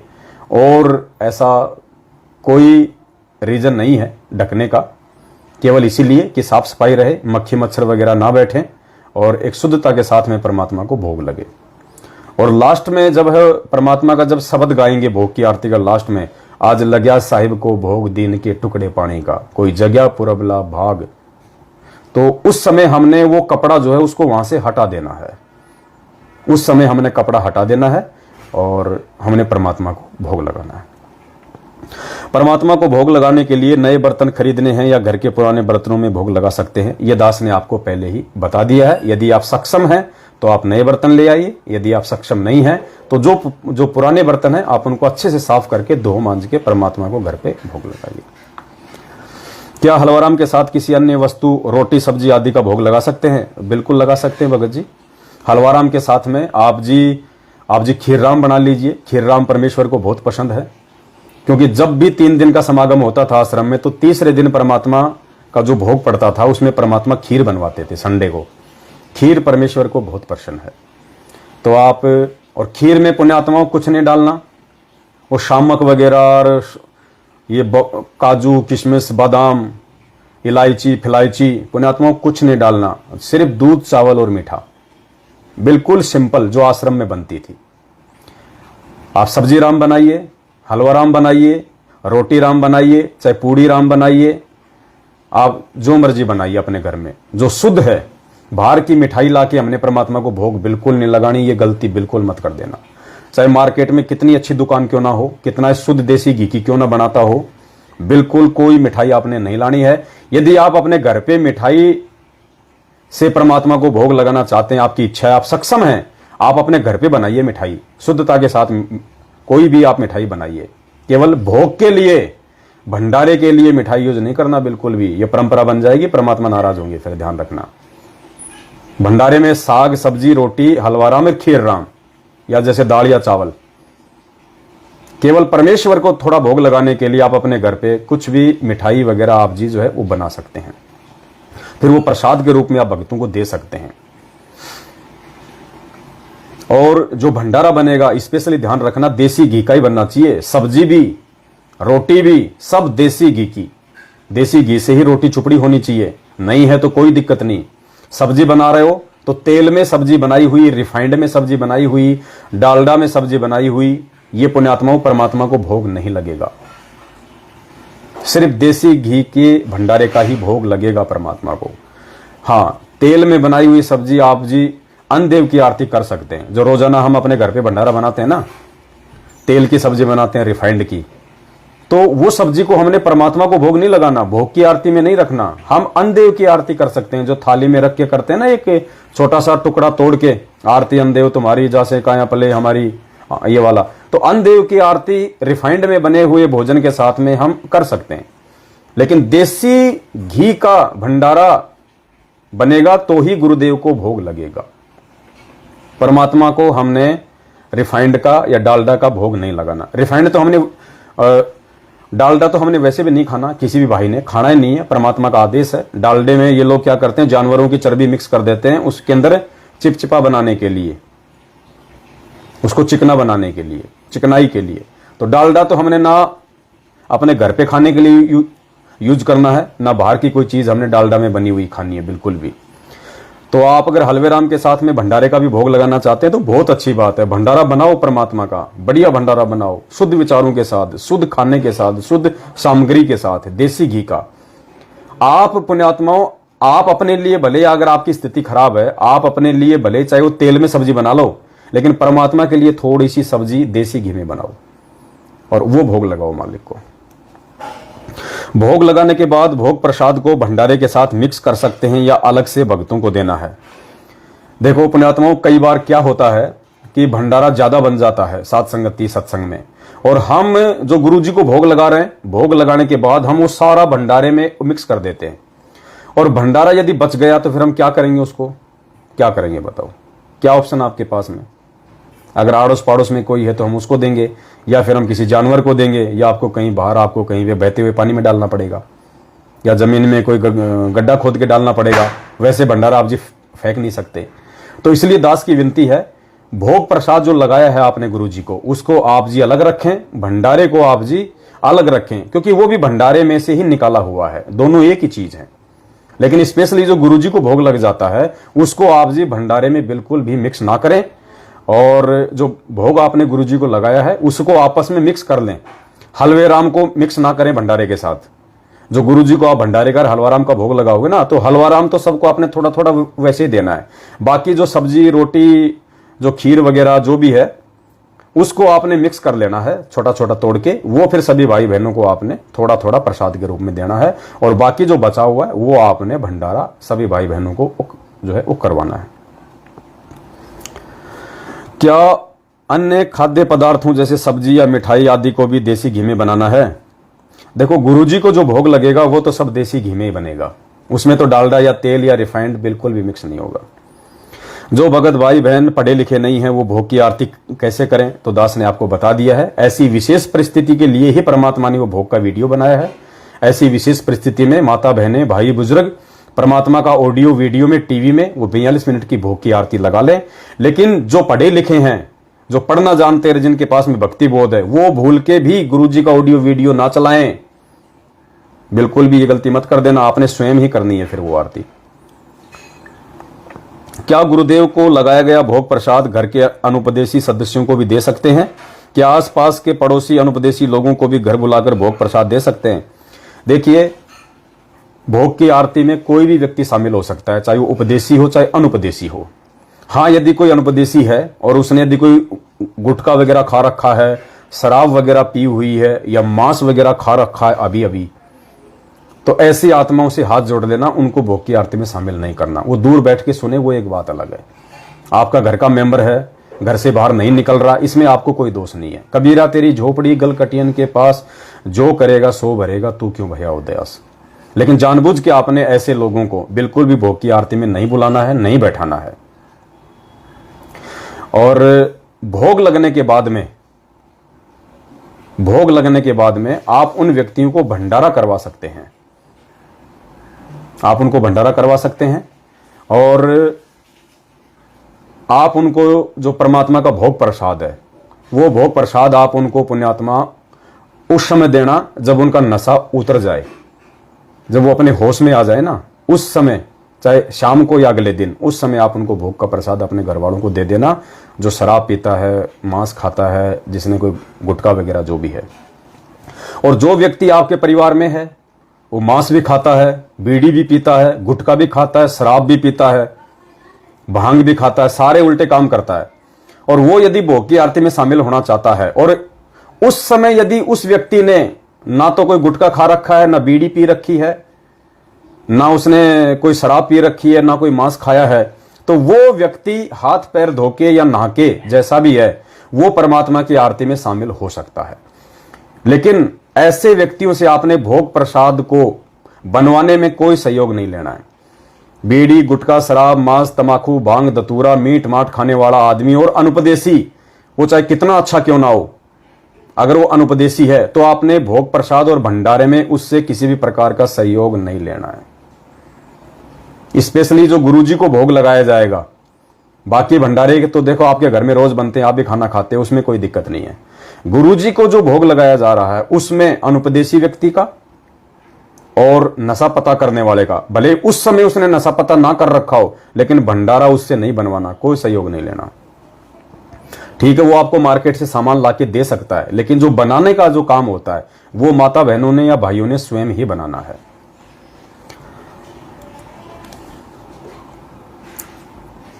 क्या आड़ोसी पाड़ोसी या अनुपदेशी व्यक्तियों को भोग की आरती के लिए घर पे बुला सकते हैं? क्या उनको भंडारा करवा सकते हैं? देखो पुण्यात्माओं, ऐसे बुलाने से किसी भी अनुपदेशी व्यक्ति को भोग लगाने के लिए उनको बुलाना, भंडारा करवाना ये जायज नहीं है और ना इसका कोई निष्कर्ष निकलेगा। हम कोई पुण्य प्राप्ति के लिए ये काम नहीं कर रहे कि हमें ज्यादा पुण्य मिलेगा, जगत वालों को खिलाएंगे ज्यादा पुण्य मिलेगा, नहीं। अगर पुण्य प्राप्ति के हिसाब से यदि हम साथ संगति करते हैं या भंडारा या भोग लगाते हैं तो हम फेल हो जाएंगे। हमने केवल भगवान को प्रसन्न करना है भोग लगा के, भगवान को, जगत वालों को इस प्रकार से हमने बिल्कुल नहीं बुलाना है। ना गुरुजी का भोग के लिए कि आ जाओ जी हमारे घर पे भोग लग रहा है, भंडारा है, आ जाओ तुम, आ जाओ जी आज भंडारा हमारे घर पे। ऐसे आपने ना तो अपने आड़ोसी को बुलाना है, ना पड़ोसी को बुलाना, ना रिश्तेदार को, ना किसी यार दोस्त को। आपने अकेले ही अपने घर पे गुरुजी का भोग प्रसाद जो है वो लगाना है। यदि कोई पहले से आपके घर पे आया हुआ है, ऑलरेडी आपके घर पे, चाहे आपका रिश्तेदार हो, चाहे आड़ोसी हो, चाहे पड़ोसी हो, चाहे एक आदमी हो, चाहे 100 आदमी हो, ऑलरेडी आपके घर पे बैठे हुए हैं और उस समय यदि आप गुरुजी को भोग लगा रहे हो, अगर उनमें कोई भोग की आरती में शामिल होना चाहता है तो बहुत अच्छी बात है। नहीं होना चाहता है तो आप गुरुजी को भोग लगा के वहां बैठे हुए व्यक्तियों को बुलाना नहीं है जबरदस्ती बाहर से किसी को। ऑलरेडी जो आपके घर पे है, जो बैठे हुए, उनको आप गुरुजी का भोग प्रसाद जो है वो भी आप उनको दे सकते हैं और जो भंडारा है वो भी आप उनको जो है वो करवा सकते हैं, उसमें कोई दिक्कत, कोई दोष नहीं। क्या गुरुदेव को लगाया गया भोग प्रसाद घर के अनुपदेशी सदस्यों को भी दे सकते हैं? क्या आसपास के पड़ोस के अनुपदेशी लोगों को भी घर बुलाकर भोग प्रसाद दे सकते हैं? तो आपको ये बता दिया। क्या आड़ोस पड़ोस के लोगों को घर बुलाकर भंडारा करवा सकते हैं? जबरदस्ती घर पे बुला के भंडारा नहीं करवाना है। हम ये भंडारे कोई पुण्य प्राप्ति के लिए नहीं कर रहे हैं। आज सात संगतियां रखवाना, गुरुजी को भोग लगाना, फिर वहां पे भंडारे करवाना, हमारा मकसद केवल कोई पुण्य प्राप्ति के लिए नहीं है। अगर कोई सत्सेवक भाई बहन ये सोचता है कि मेरे को ज्यादा पुण्य मिलेगा, मेरे घर पे सात संगति भंडारा होगा, उसकी छोटी सोच है। हमारा एक विशेष मकसद है ये भंडारे रखवाने का और सात संगतियां करने का, मतलब संगत को जागृत करना, भाई बहनों को इस बहाने भाई बहनों को सच्चाई से परिचित करवाना, परमात्मा के भक्ति विधान से परिचित करवाना, ताकि उनकी मर्यादा ना टूटे। हमारा एक विशेष मकसद है, अन्यथा गुरुजी के आने के बाद में हम इस प्रकार से कुछ भी नहीं करने वाले। फिर आगे परमेश्वर जो रजा बख्शेंगे, जो आदेश देंगे, उसी हिसाब से हमने काम करना है। क्या आड़ोस पड़ोस के लोगों को अपने घर पर सत्संग सुनने के लिए आमंत्रित कर सकते हैं? बिल्कुल पुण्यात्माओं, आप किसी भी आड़ोसी पड़ोसी को, रिश्तेदारों को, गांव वालों को चाहे रोज आमंत्रित करो अपने घर पे सत्संग के लिए, लेकिन 8 सितंबर को आपने किसी को आमंत्रित नहीं करना है। उस दिन आपने खुद ही अपने घर पे सत्संग सुनना है और गुरुजी को भोग लगाना है।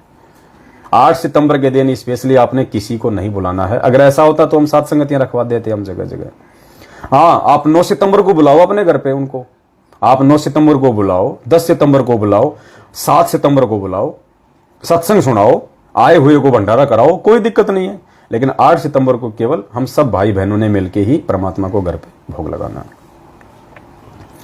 अगर भगत के घर में बहुत ज्यादा विरोध है तो क्या वह दूसरे भगत के घर पर जाकर प्रगट दिवस मना सकता है?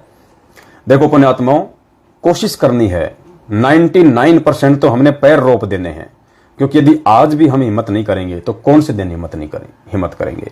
और अगर आज हिम्मत नहीं करी तो परमात्मा भी फिर साथ देना बंद कर देगा। भले ही आपको मार पड़े, आपको गाली पड़े, आपको विरोध सहन करना पड़े, यदि आपके घर में आपकी पत्नी, आपका पति, आपके माता पिता, सास ससुर, भाई बंधु अगर आपके विरोध में हैं, आप अकेले उपदेशी हैं और वो आपको बहुत ज्यादा विरोध करते हैं, आपको आरती भी ढंग से नहीं करने देते, आपको भोग भी नहीं लगाने देते, आप 8 सितंबर से पहले गुरु जी को प्रार्थना लगाना शुरू कर दो, हृदय से की है बंदी छोड़, दया बख्शो परमात्मा, इस नीच में भी परमात्मा मेहर बख्शो कि आपका भोग इस घर में लगे मालिक। इन काल प्रेरित प्राणियों के कानों में भी परमात्मा आपके वचन जाएं, इनके भी संस्कार बदलें। ये आपका लगा हुआ भोग खाएंगे परमात्मा, इनके भी संस्कार बनेंगे। पुण्यात्मा अगर मन में अगर दृढ़ इच्छा होगी ना इस बात की, यकीन मानना आपका विरोध नहीं कर पाएंगे वो लोग। परमात्मा ऐसी प्रेरणा कर देगा उन आत्माओं में, वो आपका विरोध नहीं करेंगे, क्योंकि रिमोट तो गुरुजी के हाथ में ना। अब गुरुजी रिमोट उस समय हिलाएंगे जब भगत के अंदर से सत्य इच्छा होगी।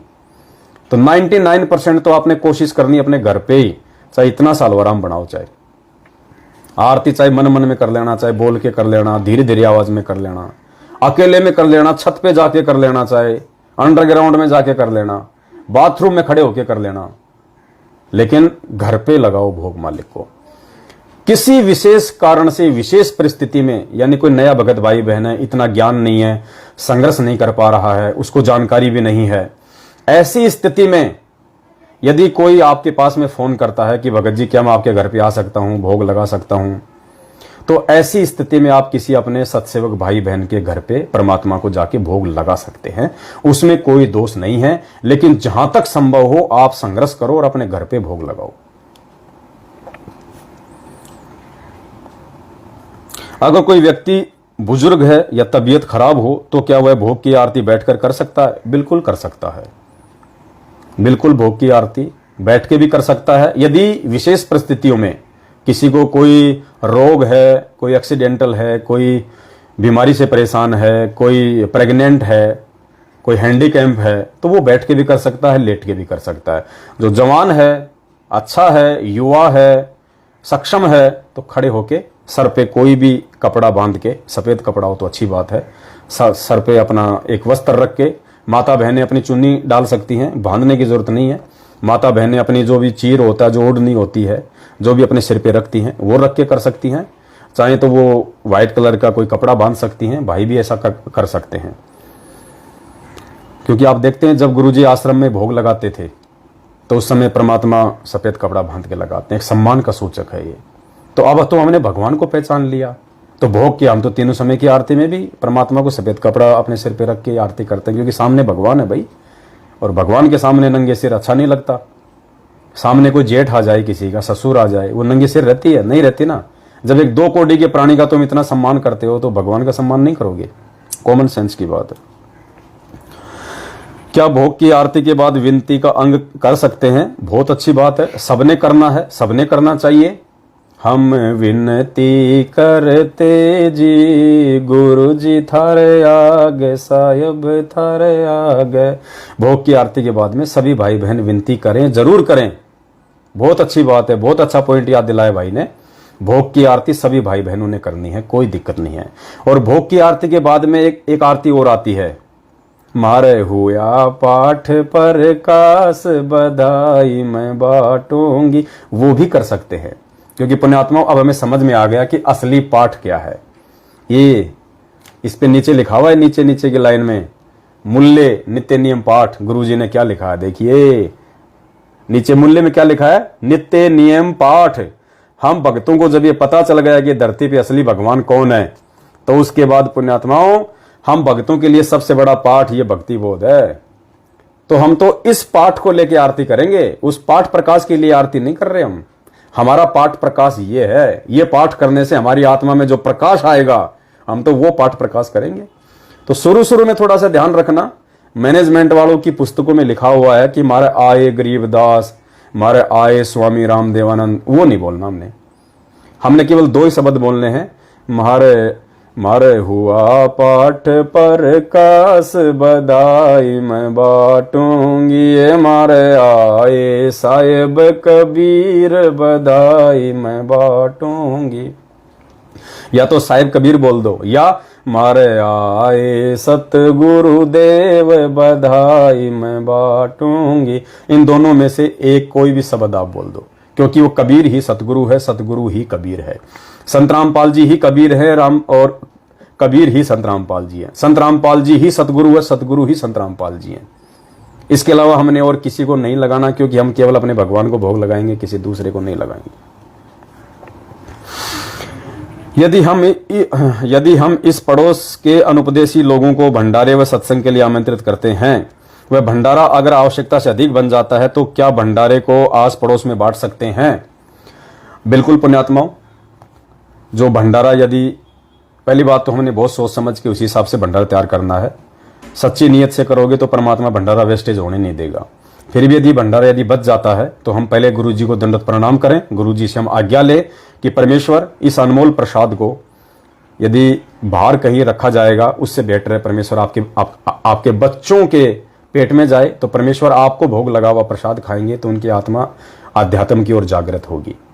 तो परमेश्वर को दंडवत करके किसी भी गलती की माफी मांग के फिर आप बाहर परमेश्वर का भंडारा ससम्मान किसी पॉलीथिन वगैरह में पैक करके या कहीं भी किसी मंदिर के आगे या किसी रेड लाइट पे जाके आप लोगों को खिला के भी आ सकते हैं।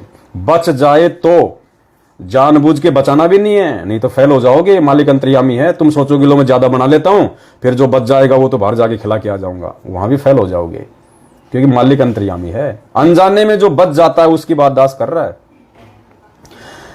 वहां जाके हम उनको कर सकते। अगर कहीं कोई खाना खिलाने वाली स्थिति में आप नहीं हैं, आपके आसपास कोई रेड लाइट नहीं है, कोई मंदिर नहीं है, कोई खाना खाने को तैयार नहीं है, फिर भी खाना बच गया तो क्या करेंगे? फिर उसके दो तरीके हैं पुण्यात्मा। वो खाना या तो हमने बहते हुए पानी में जल प्रवाह कर देना, या हमने जमीन में खड्डा खोद के हमने उसको जो है वो दबा देना है, ठीक है। और किसी भी जानवर को यदि आप खाना खिलाओ तो आपने वहां पे खड़े होके खिलाना है, डाल के नहीं आना। डालोगे फिर उस पर कोई चोट करेगा, कोई उस पर पेशाब करेगा, उस पर कोई अपने पैर रखेगा, अनादर हो जाएगा फिर।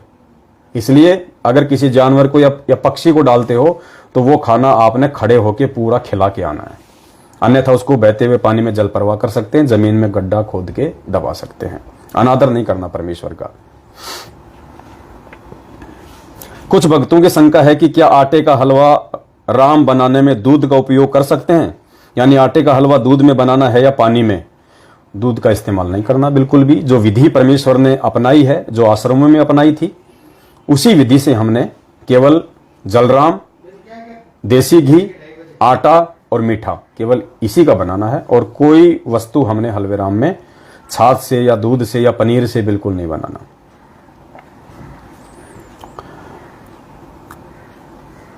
क्या सभी भाई बहन भोग लगाते समय लाइव आ सकते हैं? ये बहुत अच्छी बात याद दिलाई भाई ने। बिल्कुल पुण्यात्माओं, 8 सितंबर के दिन हम जो सभी भाई बहन अपने अपने घरों पे पूर्ण परमेश्वर को प्रसन्न करने के लिए सतगुरु प्रगट दिवस मनाने जा रहे हैं। जो भाई जिस भी समय गुरु जी का प्रगट दिवस मनावे, भोग लगावे, सभी से हाथ जोड़ के विनती है, यदि आप फेसबुक चलाना जानते हैं तो सभी भाई बहन लाइव आए, भोग की आरती लाइव चलाओ सभी भाई बहन अपने अपने घर पे। पुण्यात्माओं, हजारों लाखों जब भोग की आरती लाइव चलेगी, और एक चीज और ध्यान रखना, जब आप गुरु जी को भोग लगाओ, आप भोग की आरती आप करो, तो एक व्यक्ति के हाथ में आप मोबाइल देके खड़ा कर देना। कई भाई क्या करते हैं, मोबाइल को एक जगह जो है वो फिक्स कर देते हैं, उसमें खाली भगत ही भगत दिखाई देते हैं और कोई दिखाई नहीं देता। हम गुरुजी को भोग लगा रहे हैं, भगतों को थोड़ी भोग लगा रहे हैं। हमने अपने आप को ज्यादा दिखाना जरूरी नहीं है, गुरुजी को ज्यादा शो करना जरूरी है। तो जब आप भोग लगावें, परिवार के किसी भी समझदार व्यक्ति को लाइव अपनी फेसबुक आईडी से लाइव चला के मोबाइल उसके हाथ में दे दे। ज्यादा ध्यान वो गुरुजी की तरफ दिखाएगा, बीच बीच में थोड़ा थोड़ा हम भक्तों की तरफ दिखाएगा, ताकि देखने वाले को ये लगे कि यार एक तरफ तो लोग इन फर्जी आश्रम में जा जाके देखो नीचे बैठे हुए हैं, ना सिर पे कोई कपड़ा है, गुरुजी का वीडियो लगा रखा है, भक्ति बोध होने के बाद भी, इतना ज्ञान देने के बाद भी। और एक तरफ देखो किस प्रकार से ये लोग अपने घर पे भगवान को मान के, परमात्मा को पहचान के कि मोको कहाँ ढूंढे रे बंदे, मैं तो तेरे पास में, ना तीर्थ में, ना मूर्त में, ना एकांत निवास में। भगवान कोई जानवर थोड़ी है जो मैनेजमेंट ने आश्रम में बांध लिया या इन पंडितों ने उनको मंदिरों में बांध लिया, वहां जाएंगे तो ही मिलेगा। भगवान तो सर्वत्र है, कण कण में व्यापक है। पुण्यात्माओं, हम जो प्रथम नाम दीक्षा लेते हैं गुरु जी से और हमें जो नियम मिलते हैं, उन नियमों को पढ़ो, उनमें क्या लिखा है गुरु जी ने कि भगवान तो सर्वत्र है, वो कण कण में है। तो जब आपको ज्ञान हो जाएगा और विश्वास हो जाएगा तो आप भगवान को कहीं नहीं ढूंढोगे। हाँ, यदि गुरु जी किसी आश्रम में हैं तो हम उस आश्रम में जाएंगे, वहां गुरु जी को सामने परमात्मा को सिंहासन पे बैठा के भोग लगाएंगे। क्योंकि आज गुरु जी जेल में है शारीरिक रूप से, इसलिए हमने परमात्मा को अपने शब्द रूप में घर पे मान के, अपने पास में मान के गुरु जी को हमने भोग लगाना है। ये गलती बिल्कुल भी नहीं करनी हमने। परमात्मा को अपने से दूर नहीं समझना। परमात्मा शब्द रूप में हम सब आत्माओं के साथ में, वो सक्षम है जब चाहे वो कोई भी रूप, कोई भी शरीर धारण कर सकता अपनी आत्मा के लिए। तो सब भाई बहनों ने इसी प्रकार से किसी समझदार व्यक्ति को मोबाइल देके और फिर भोग की पूरी आरती और फिर उस आरती को फेसबुक के ऊपर डालनी है। एक चीज और विशेष ध्यान रखना, जब आप भोग की आरती चलाओ तो ऊपर आपने मैसेज जरूर लिखना है। ये गलती मत कर देना, डायरेक्ट मत चला देना। जब आप लाइव चलाओगे तो वहां पे ऑप्शन आता है कुछ लिखने का, तो आपने क्या लिखना है? सत साहिब आज 8 सितंबर को घर घर में सतगुरु रामपाल जी भगवान को भोग लगा। अपना नाम मत लिखना, अपना गांव मत लिखना, अपना पता मत लिखना। सिर्फ हाँ, आप चाहो तो आप लिख भी सकते हो, लेकिन ऊपर ये लिखना सत साहिब आज 8 सितंबर को घर पर ही शब्द रूप में प्रकट सतगुरु रामपाल जी भगवान को हलवे राम के साथ में भोग लगा। क्या लिखना है? सत साहिब आज 8 सितंबर को घर पर ही शब्द रूप में प्रकट सतगुरु रामपाल जी भगवान को हलवे राम का भोग लगा। और नीचे फिर आप अपना नाम गांव पता भी डाल सकते हैं, अपना मोबाइल नंबर भी डाल दो, कोई दिक्कत नहीं है। तो ये आपने विशेष तौर से ध्यान रखना है, क्योंकि पुण्यात्माओं ये परमात्मा है, धरती पे प्रकट है और ये शब्द रूप में अपने प्रत्येक उस आत्मा के पास में, उस आत्मा के साथ में 24 घंटे हर क्षण हर पल प्रकट रहता है। जो आत्मा मर्यादा में रह के गुरु को शब्द रूप में मान लेती है, गुरु को परमात्मा मान लेती है, अंतर्यामी मान लेती है, हाड़ मांस से दूर मान लेती है। क्योंकि पुण्यात्माओं फोटो हम केवल इसलिए सामने रखते हैं कि फोटो को देखेंगे तो गुरु जी की याद आएगी, वरना फोटो का और कोई महत्व नहीं है। हमारे हृदय में परमात्मा है, उस परमात्मा की फोटो हमने हृदय में सेट करनी है। शब्द रूप में परमात्मा को अपने साथ में समझना है। और गुरु जी ने तो स्पष्ट कह रखा है सत्संगों में कि जो इस शरीर को सतगुरु कहता है, गुरु जी अपनी तरफ इशारा करके यूं पकड़ के कि जो मुझ इस रामपाल दास की इस बॉडी को, इस शरीर को जो सतगुरु समझ रहा है, तो शरीर क्या मतलब, ये पहचान भी आ गई, ये चेहरा भी आ गया, फोटो भी आ गई कि वो तो बालक है, अभी बालक है, वो तो अभी बालक है, उसको ज्ञान नहीं है। जो फोटो को ही गुरु जी मान रहा है, इस शकल और सूरत को ही जो गुरु जी मान रहा है, इस शकल और सूरत के अंदर एक और शकल सूरत है, एक और पावर है, वो एक और जो है वो शब्द है जो कोई भी रूप बना सकता है, कोई भी शकल बना सकता है। हमने वो शब्द रूप को पकड़ना है। शब्द यानी गुरु जी का वचन, गुरु जी का आदेश, वो है हमारा असली गुरु। भाई जो गुरु वचन पे डट गए कट गए फंद 84 के। तो जो व्यक्ति केवल अभी एक फोटो को ही, सतगुरु रामपाल जी भगवान की फोटो को ही यदि वो गुरु जी मान रहे हैं, तो परमात्मा कहते हैं वो नादान है, अभी बालक है, उनको ज्ञान नहीं, अभी समय लगेगा समझने में। इसका मतलब यह भी नहीं कि हम गुरु जी की फोटो रखना छोड़ दें या गुरु जी की फोटो के आगे आरती करना, भोग लगाना छोड़ दें। नहीं, ये तो आजीवन करना है। लेकिन फोटो में गुरु जी नहीं समझना। अगर कोई गुरु जी की फोटो को गाली दे रहा है और हमारे मन में अगर कोई गुस्सा या क्रोध आ रहा है, पुण्यात्माओं हम कमजोर है, अभी हम बच्चे हैं फिर अध्यात्म में। आपने परमात्मा को फोटो में समझ रखा है, शब्द रूप में नहीं समझ रखा। अरे गाली लगती है 5 तत्व के इंसान को, चोट लगती है 5 तत्व के इंसान को, गुस्सा आता है 5 तत्व के इंसान को। जो शब्द है, आपने यदि गुरु जी को आपने शब्द रूप में मान लिया तो शब्द को कौन गाली दे देगा? शब्द को कहां से गाली लगेगी? शब्द को कौन चोट मार देगा? तो इसलिए परमात्मा कहते हैं कि जो व्यक्ति इस बॉडी को ही सतगुरु मान रहा है, मुझ रामपाल को, कहते हैं वो तो अभी बालक है, बालक है। सुनिए परमेश्वर का ये अनमोल सत्संग। इसके बारे में गरीबदास जी कहते हैं, देही को सतगुरु कहे, ये सब धुंधर ज्ञाने, चार दाग आता नहीं वाको सतगुरु जाने। इस शरीर की इस बॉडी को सतगुरु जो मान रहे हैं वो तो अभी बालक है। इसके अंदर जो और शरीर युक्त वो सतगुरु है। वो वो मरता नहीं कभी। चार प्रकार के दाग हैं। अंतिम संस्कार 4 प्रकार से किया जा रहा अपने यहाँ पर। एक तो दफना देते हैं, मिट्टी में गाड़ देते हैं ईसाई और मुसलमान भाई, और हिंदू और सिख संस्कार कर देते हैं। कुछ ऐसे हैं जो जल प्रवाह कर देते हैं उसको, मच्छी कीड़े मकोड़े खाकर उसके शरीर को दबा देंगे। और कुछ क्या करते हैं, एक मचान बना देते हैं ऊंचा, उस शव को उस पर डाल देते हैं, पशु पक्षी ऊपर के पक्षी आदि खा लेते हैं। तो 4 प्रकार से अंतिम संस्कार यानी दाग दिया जाता है। तो परमात्मा कहते हैं, गरीबदास साहब जी कहते हैं, इस देही को सतगुरु कहे। ये सब धुंधर ज्ञान और 4 दाग आता नहीं वाको सतगुरु जान। तो यहाँ क्या बता रहे हैं कि परमात्मा जब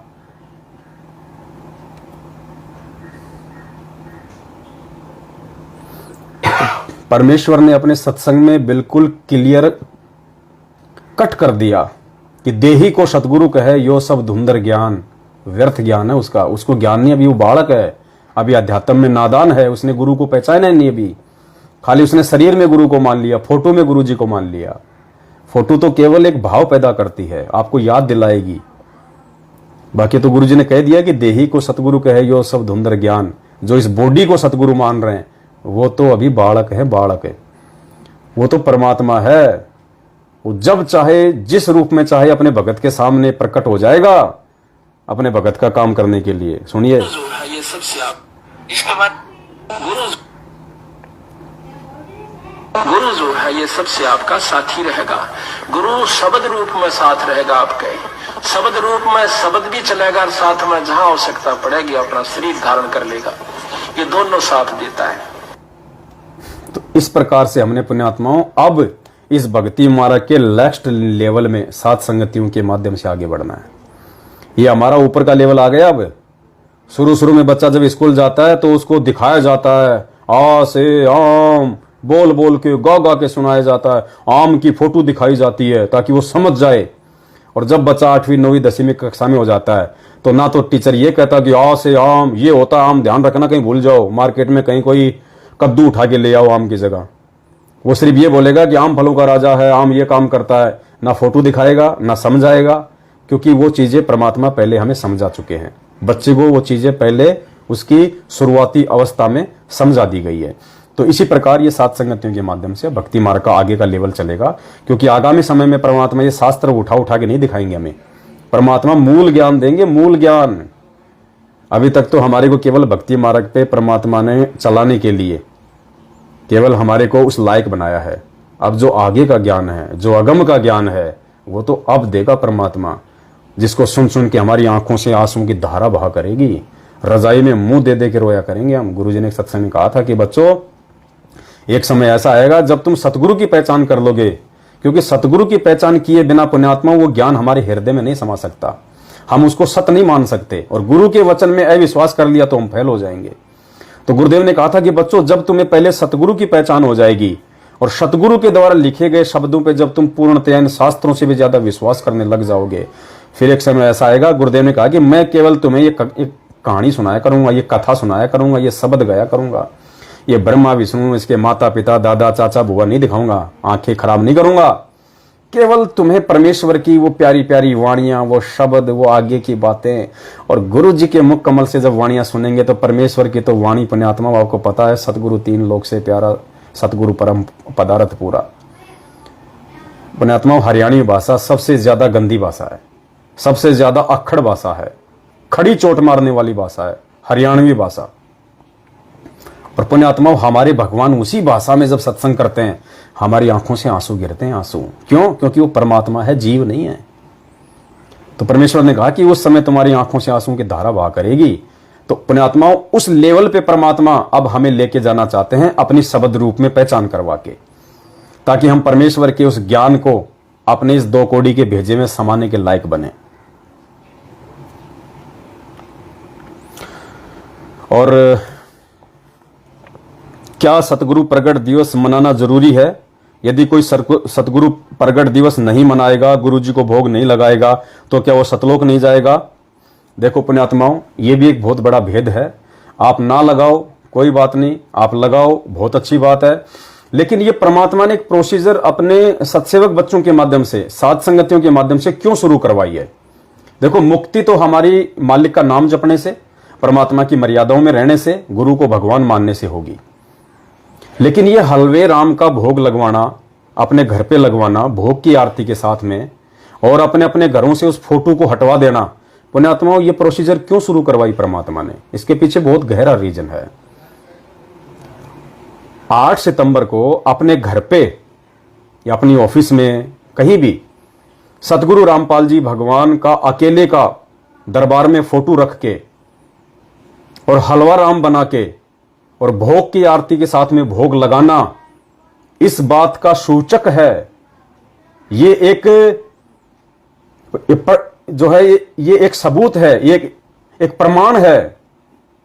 वो परमेश्वर जो अंतर्यामी है, सब कुछ जानने वाला है, वो आपको छांट लेगा, वो आपकी एक अलग पहचान कर लेगा कि ये आत्मा मुझे परमेश्वर के रूप में जान चुकी है, पहचान चुकी है। वरना सतगुरु रामपाल जी भगवान को भोग लगाना पुण्यात्माओं किसी के बश की बात नहीं है। आप लगा नहीं सकते बिना उस परमेश्वर के विशेष आशीर्वाद के। आप लगवा दो, देखिए ये लगवा दो इन फर्जी आश्रमों में, वो दाढ़ी मूछ वाली फोटो मुझे हटवा के दिखा दो आप, जो आपके गुरुजी के सिर पे लगा रखी इन्होंने, गोविंद वाली। लगवा दो इनसे अपने घर में गुरुजी को हलवाराम का भोग, मनवा दो आप इनसे सतगुरु प्रगट दिवस। नहीं मनाएंगे, मर जाएंगे, ये नहीं मनाएंगे। क्यों नहीं मनाएंगे? क्योंकि अभी उनका लेवल बहुत नीचे का है, जो कभी नाम दीक्षा लेते समय आप और हमारा हुआ करता था।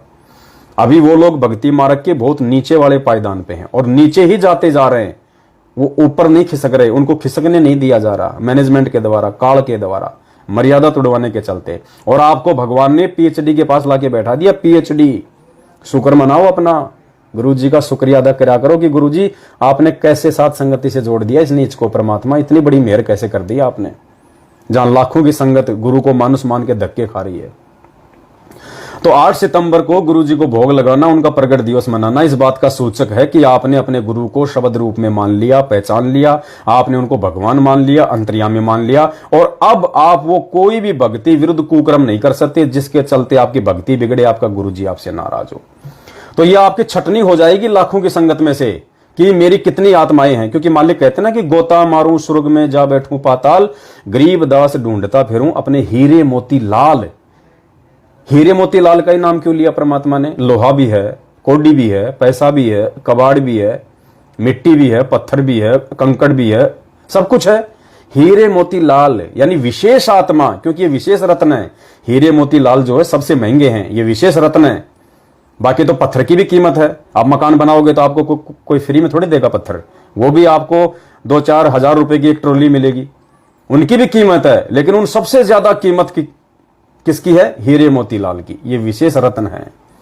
तो परमेश्वर अपनी विशेष आत्माओं के लिए ही यहां पे सारा खेल खेलता है, ये लीला करता है परमात्मा। तो उन विशेष आत्माओं की छटनी हो जाएगी कि हीरे मोती लाल कौन है मेरे। क्योंकि परमात्मा कहते हैं गुरु और गोविंद दो ही कर जानी। परमेश्वर की वाणी है कि गुरु और गोविंद, कि गुरु अलग होता है और गोविंद अलग होता है। संत रामपाल जी अलग है, दाढ़ी मूछ वाला जो कबीर है वो असली भगवान है, वो अलग है। तो परमेश्वर कहते हैं गुरु और गोविंद दो ही कर जानी, उसके घट में काल समानी। उसके घट में काल भगवान समाया रहेगा। गुरु गोविंद दो नहीं भाई, और जो दो समझेगा वो नरक में जाई, दोजक में जाई। ये परमेश्वर की वाणियां हैं। और मालिक कहते हैं गुरु पढ़तर कोई और न आना, गुरु सेवय कोई चतुर सयाना। क्या कहते हैं परमात्मा? गुरु सेवय कोई चतुर सयाना। सबके लिए नहीं कहा परमात्मा ने कि गुरु की भक्ति सभी कर लेंगे, गुरु की पूजा सभी कर लेंगे। गुरु सेवय, सेवय यानी पूजा करना, भक्ति करना गुरु की। गुरु सेवय कोई चतुर सयाना। चतुर सयाना यानी जिसके हृदय में तत्व ज्ञान समा गया है, जिसको काल ठग नहीं सकता। तो गुरु सेवय कोई चतुर सयाना। और गुरु पटतर, पटतर यानी समान, पैरालल, उसके बराबर, गुरु के बराबर, गुरु पटतर, गुरु सेवै कोई चतुर सयाना, गुरु पटतर कोई और न आना। गुरु के समान और दूसरा नहीं आ सकता कोई। इसलिए कहते हैं सात दीप नौ खंड में गुरु से बड़ा ना कोई, करता करे ना कर सके। तेरा वो कबीर जिसको तू भगवान मान रहा अनजाने में, वो भी वो नहीं कर पाएगा जो गुरु करे सो होई। और कहते हैं हरि सेवा युग 4 है और गुरु सेवा पल एक। एक पल क्या होता है? ऐसे आंख झपकना एक पल हो गया। ये जो पल के है ना, एक बार जो झपकती इसको कहते हैं एक पल।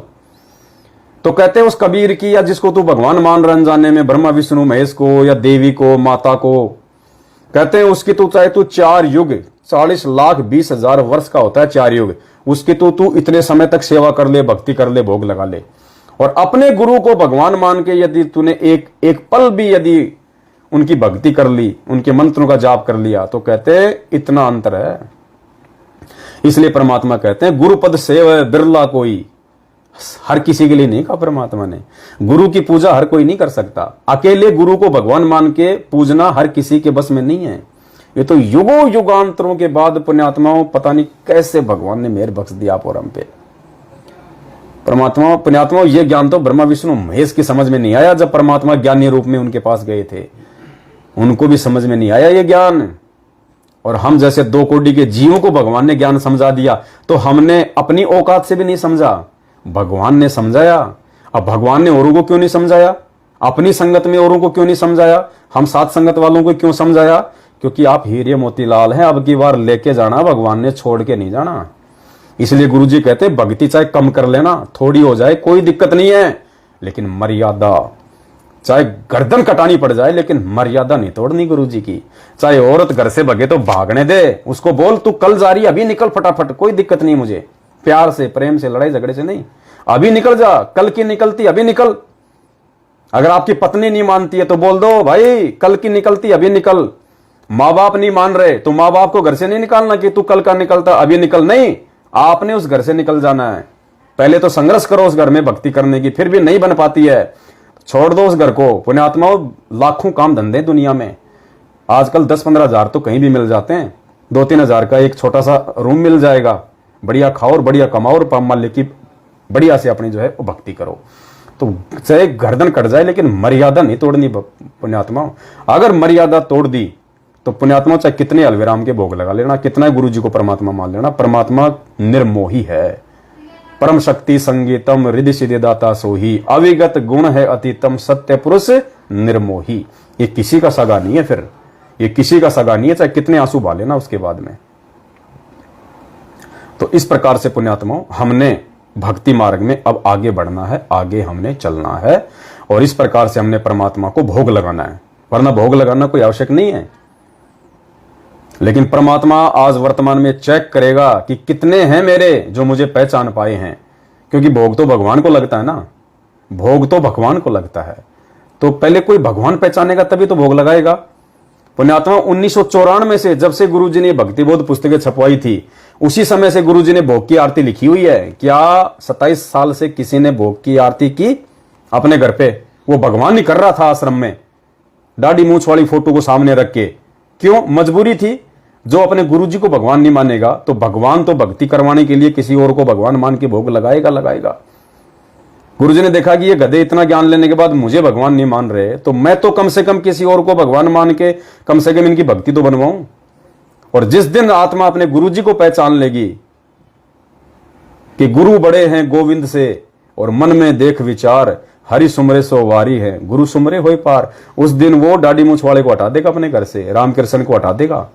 उस दिन फिर अपने गुरुजी को ही रामकृष्ण मान के, सबसे बड़ा भगवान मान के, पूर्ण ब्रह्म परमात्मा मान के, फिर वो भोग लगाएगा। ये आरती परमात्मा इंतजार कर रहे थे 27 साल से, ये आरती लिख के कि देखता हूं मेरे कौन बच्चे मुझे पहचान के और मुझे भगवान मान के इस भोग की आरती को भोग लगाना शुरू करेंगे। पुण्यात्माओं, ये भोग की आरती 27 साल से इस भक्ति बोध पुस्तक में बंद है। ये तरस रही थी आरती कि कब मुझे यूज में लेंगे, कब मुझे यूज में लेंगे उस परमात्मा के चरणों में, कब मुझे सौभाग्य मिलेगा। ये शब्द जो है ये तरस रहे थे कि हमें कब वो परम सौभाग्य प्राप्त होगा जब कोई आत्मा उस भगवान को पहचान के और इन शब्दों के माध्यम से उसका गुणगान करेंगी। तो पुण्यात्माओं, आप हैं वो साध संगत से जुड़े हुए भाई बहन, हीरे मोती लाल, जो इस पुस्तक के भी भाग खुल गए, जो आपने भगवान को पहचान के और भोग की आरती करनी शुरू कर दी। नहीं 27 साल हो गई, किसी भी भगत ने गुरु जी को भगवान मान के भोग की आरती के साथ भोग नहीं लगाया, केवल गुरु जी ही आरती करते रहे। तो इसलिए भोग की आरती जरूरी है, कंपलसरी है। और पुण्यात्माओं, भाड़ बाका नहीं हो सकता, भगवान साथ में है अगर मर्यादा में रहेंगे तो। डॉक्टर भी यही कहता कि भाई गोली दवाई अगर 1-2 टाइम नहीं खा सके, भूल जाए, कोई दिक्कत नहीं, लेकिन परहेज मत तोड़ देना। जो नियम बता दिए, खट्टा नहीं खाना, मीठा नहीं खाना, अगर वो नियम तोड़ दिए, फिर चाहे तू 24 घंटे दवाई खाता रहे, कोई फायदा नहीं होगा। तो यही बात गुरुजी कहते हैं कि बच्चों, मेरा वचन मत तोड़ देना, मेरा नियम मत तोड़ देना। भक्ति की किसी कारण से अगर थोड़ी बन जाए कोई दिक्कत नहीं है, लेकिन नियम मत तोड़ना। और सबसे बड़े नियम क्या है? गुरुजी को भगवान मानना, गुरुजी को अपने हृदय में मानना। मोकू कहां ढूंढे रे बंदे, मैं तो तेरे पास में। और मालिक कहते हैं, दिल अंदर दीदार दर्शन, बाहर अंत ना जाइए। पुण्यात्माओं, एक हिरण होता है, हिरण गुरुजी ने बताया, उस हिरण को जब तक मालूम नहीं होता है, जब तक उसको पता नहीं होता है, वो उस महक के पीछे दौड़ता है। उस महक के पीछे जो निर्गुण होती है, दिखाई नहीं देती, वो सरगुण रूप में, शरीर रूप में उसकी नाभि में होती है, लेकिन उसको दिखाई नहीं देती क्योंकि उसकी बुद्धि इतनी काम नहीं करती, वो नीचे देख नहीं पाता। वो सरगुण कस्तूरी जिसकी महक से वो पागल हुआ जा रहा था, भटक रहा था, उसको ढूंढता फिर रहा था, वो उसकी नाभि में थी, साकार रूप में थी, लेकिन वो उसको निराकार मान के उसकी खोज में भटक रहा था, इधर उधर इधर उधर। और किसी व्यक्ति ने उसकी गर्दन पकड़ के नीचे कर दी और दिखाया कि देख ये री साकार रूप में, जिसको तू निराकार मान रहा है, जिसको तू बाहर ढूंढ रहा है, वो देख तेरे अंदर, तेरी नाभि में है। फिर वो गुरुजी कहते हैं, वो हिरण क्या करता है, फिर वो उसको मालूम पड़ेगा कि ये तो यहीं से आ रही है, फिर वो श्वास सांस, श्वास सांस, श्वास सांस, फिर वो नहीं भटकता, बैठ जाएगा एक जगह, मदोस हो जाएगा, भले खाना नहीं खाएगा, नींद भी नहीं लेगा, लेकिन बस मस्त हो जाएगा फिर वो। तो पुण्यात्माओं, ये जितने भी भाई बहन हमारे जो सतलोक आश्रम मैनेजमेंट हरियाणा के पीछे साकार रूप में, शब्द रूप में, जो हमारे घर पे भगवान बैठा हुआ है, हमारे दिल में भगवान बैठा हुआ है गुरुजी, उसको इन फर्जी आश्रमों में उस मूर्ख हिरण की तरह अज्ञानता में ढूंढते ढूंढते ढूंढते, ढूंढता तो कौन है?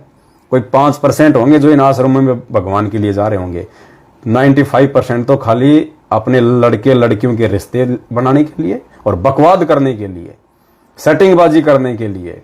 पुण्यात्माओं, तुम्हें पता नहीं अभी कितना गंदा खेल चल रहा है इन आश्रमों में, कितना गंदा खेल, जानबूझ के सेटिंग करवाई जा रही है लड़के लड़कियों की, जानबूझ के बहुत गंदा खेल चल रहा है वासना का। तो ये भटक रहे हैं क्योंकि ये उस हिरण की तरह है, इनको ज्ञान नहीं अभी। और हमें परमात्मा ने गर्दन पकड़ के साथ संगति में जोड़ के दिखा दिया कि बेटा देख, ये नाभि तेरी गर्दन में, यहां है तेरी नाभि में एक कस्तूरी, क्यों भटक रहा है? मैं तो तेरे पास में हूं। मोकू कहां ढूंढे रे बंदे, मैं तो तेरे पास में। और खोजी होए तुरंत मिल जाऊं, एक पल ही की तलाश में। तो परमेश्वर ने साथ संगति से जोड़ के भाई और बहनों हमें वो कस्तूरी और उसकी महक दोनों से परिचित करा दिया कि बेटा मैं शब्द रूप में तेरे साथ में हूं। मुझे ढूंढने के लिए अगर तू बाहर भटक रहा है तो तेरे में और उन जगत वालों में जो बद्रीनाथ, केदारनाथ, तिरुपति धक्के खाते हैं, कावड़ लेके आते हैं, घूमते हैं, नंगे पैर जाते हैं, तेरे में और उनमें फिर कोई फर्क नहीं है। तो पुण्यात्माओं, ये आप और हमारा परम सौभाग्य है कि परमेश्वर ने हमें अपनी पहचान करवा दी और हम उनको पहचान गए। ये भी गुरुदेव का विशेष आशीर्वाद उसी से संभव है। वरना पुण्यात्माओं, हम तो यहाँ पे अगर कोई नकली असली कोई मिठाई ला के रख दे, हम तो उसको खा जाते हैं, वही नहीं पता चलता है डालडा में एक देसी घी में। भगवान को क्या पहचानेंगे?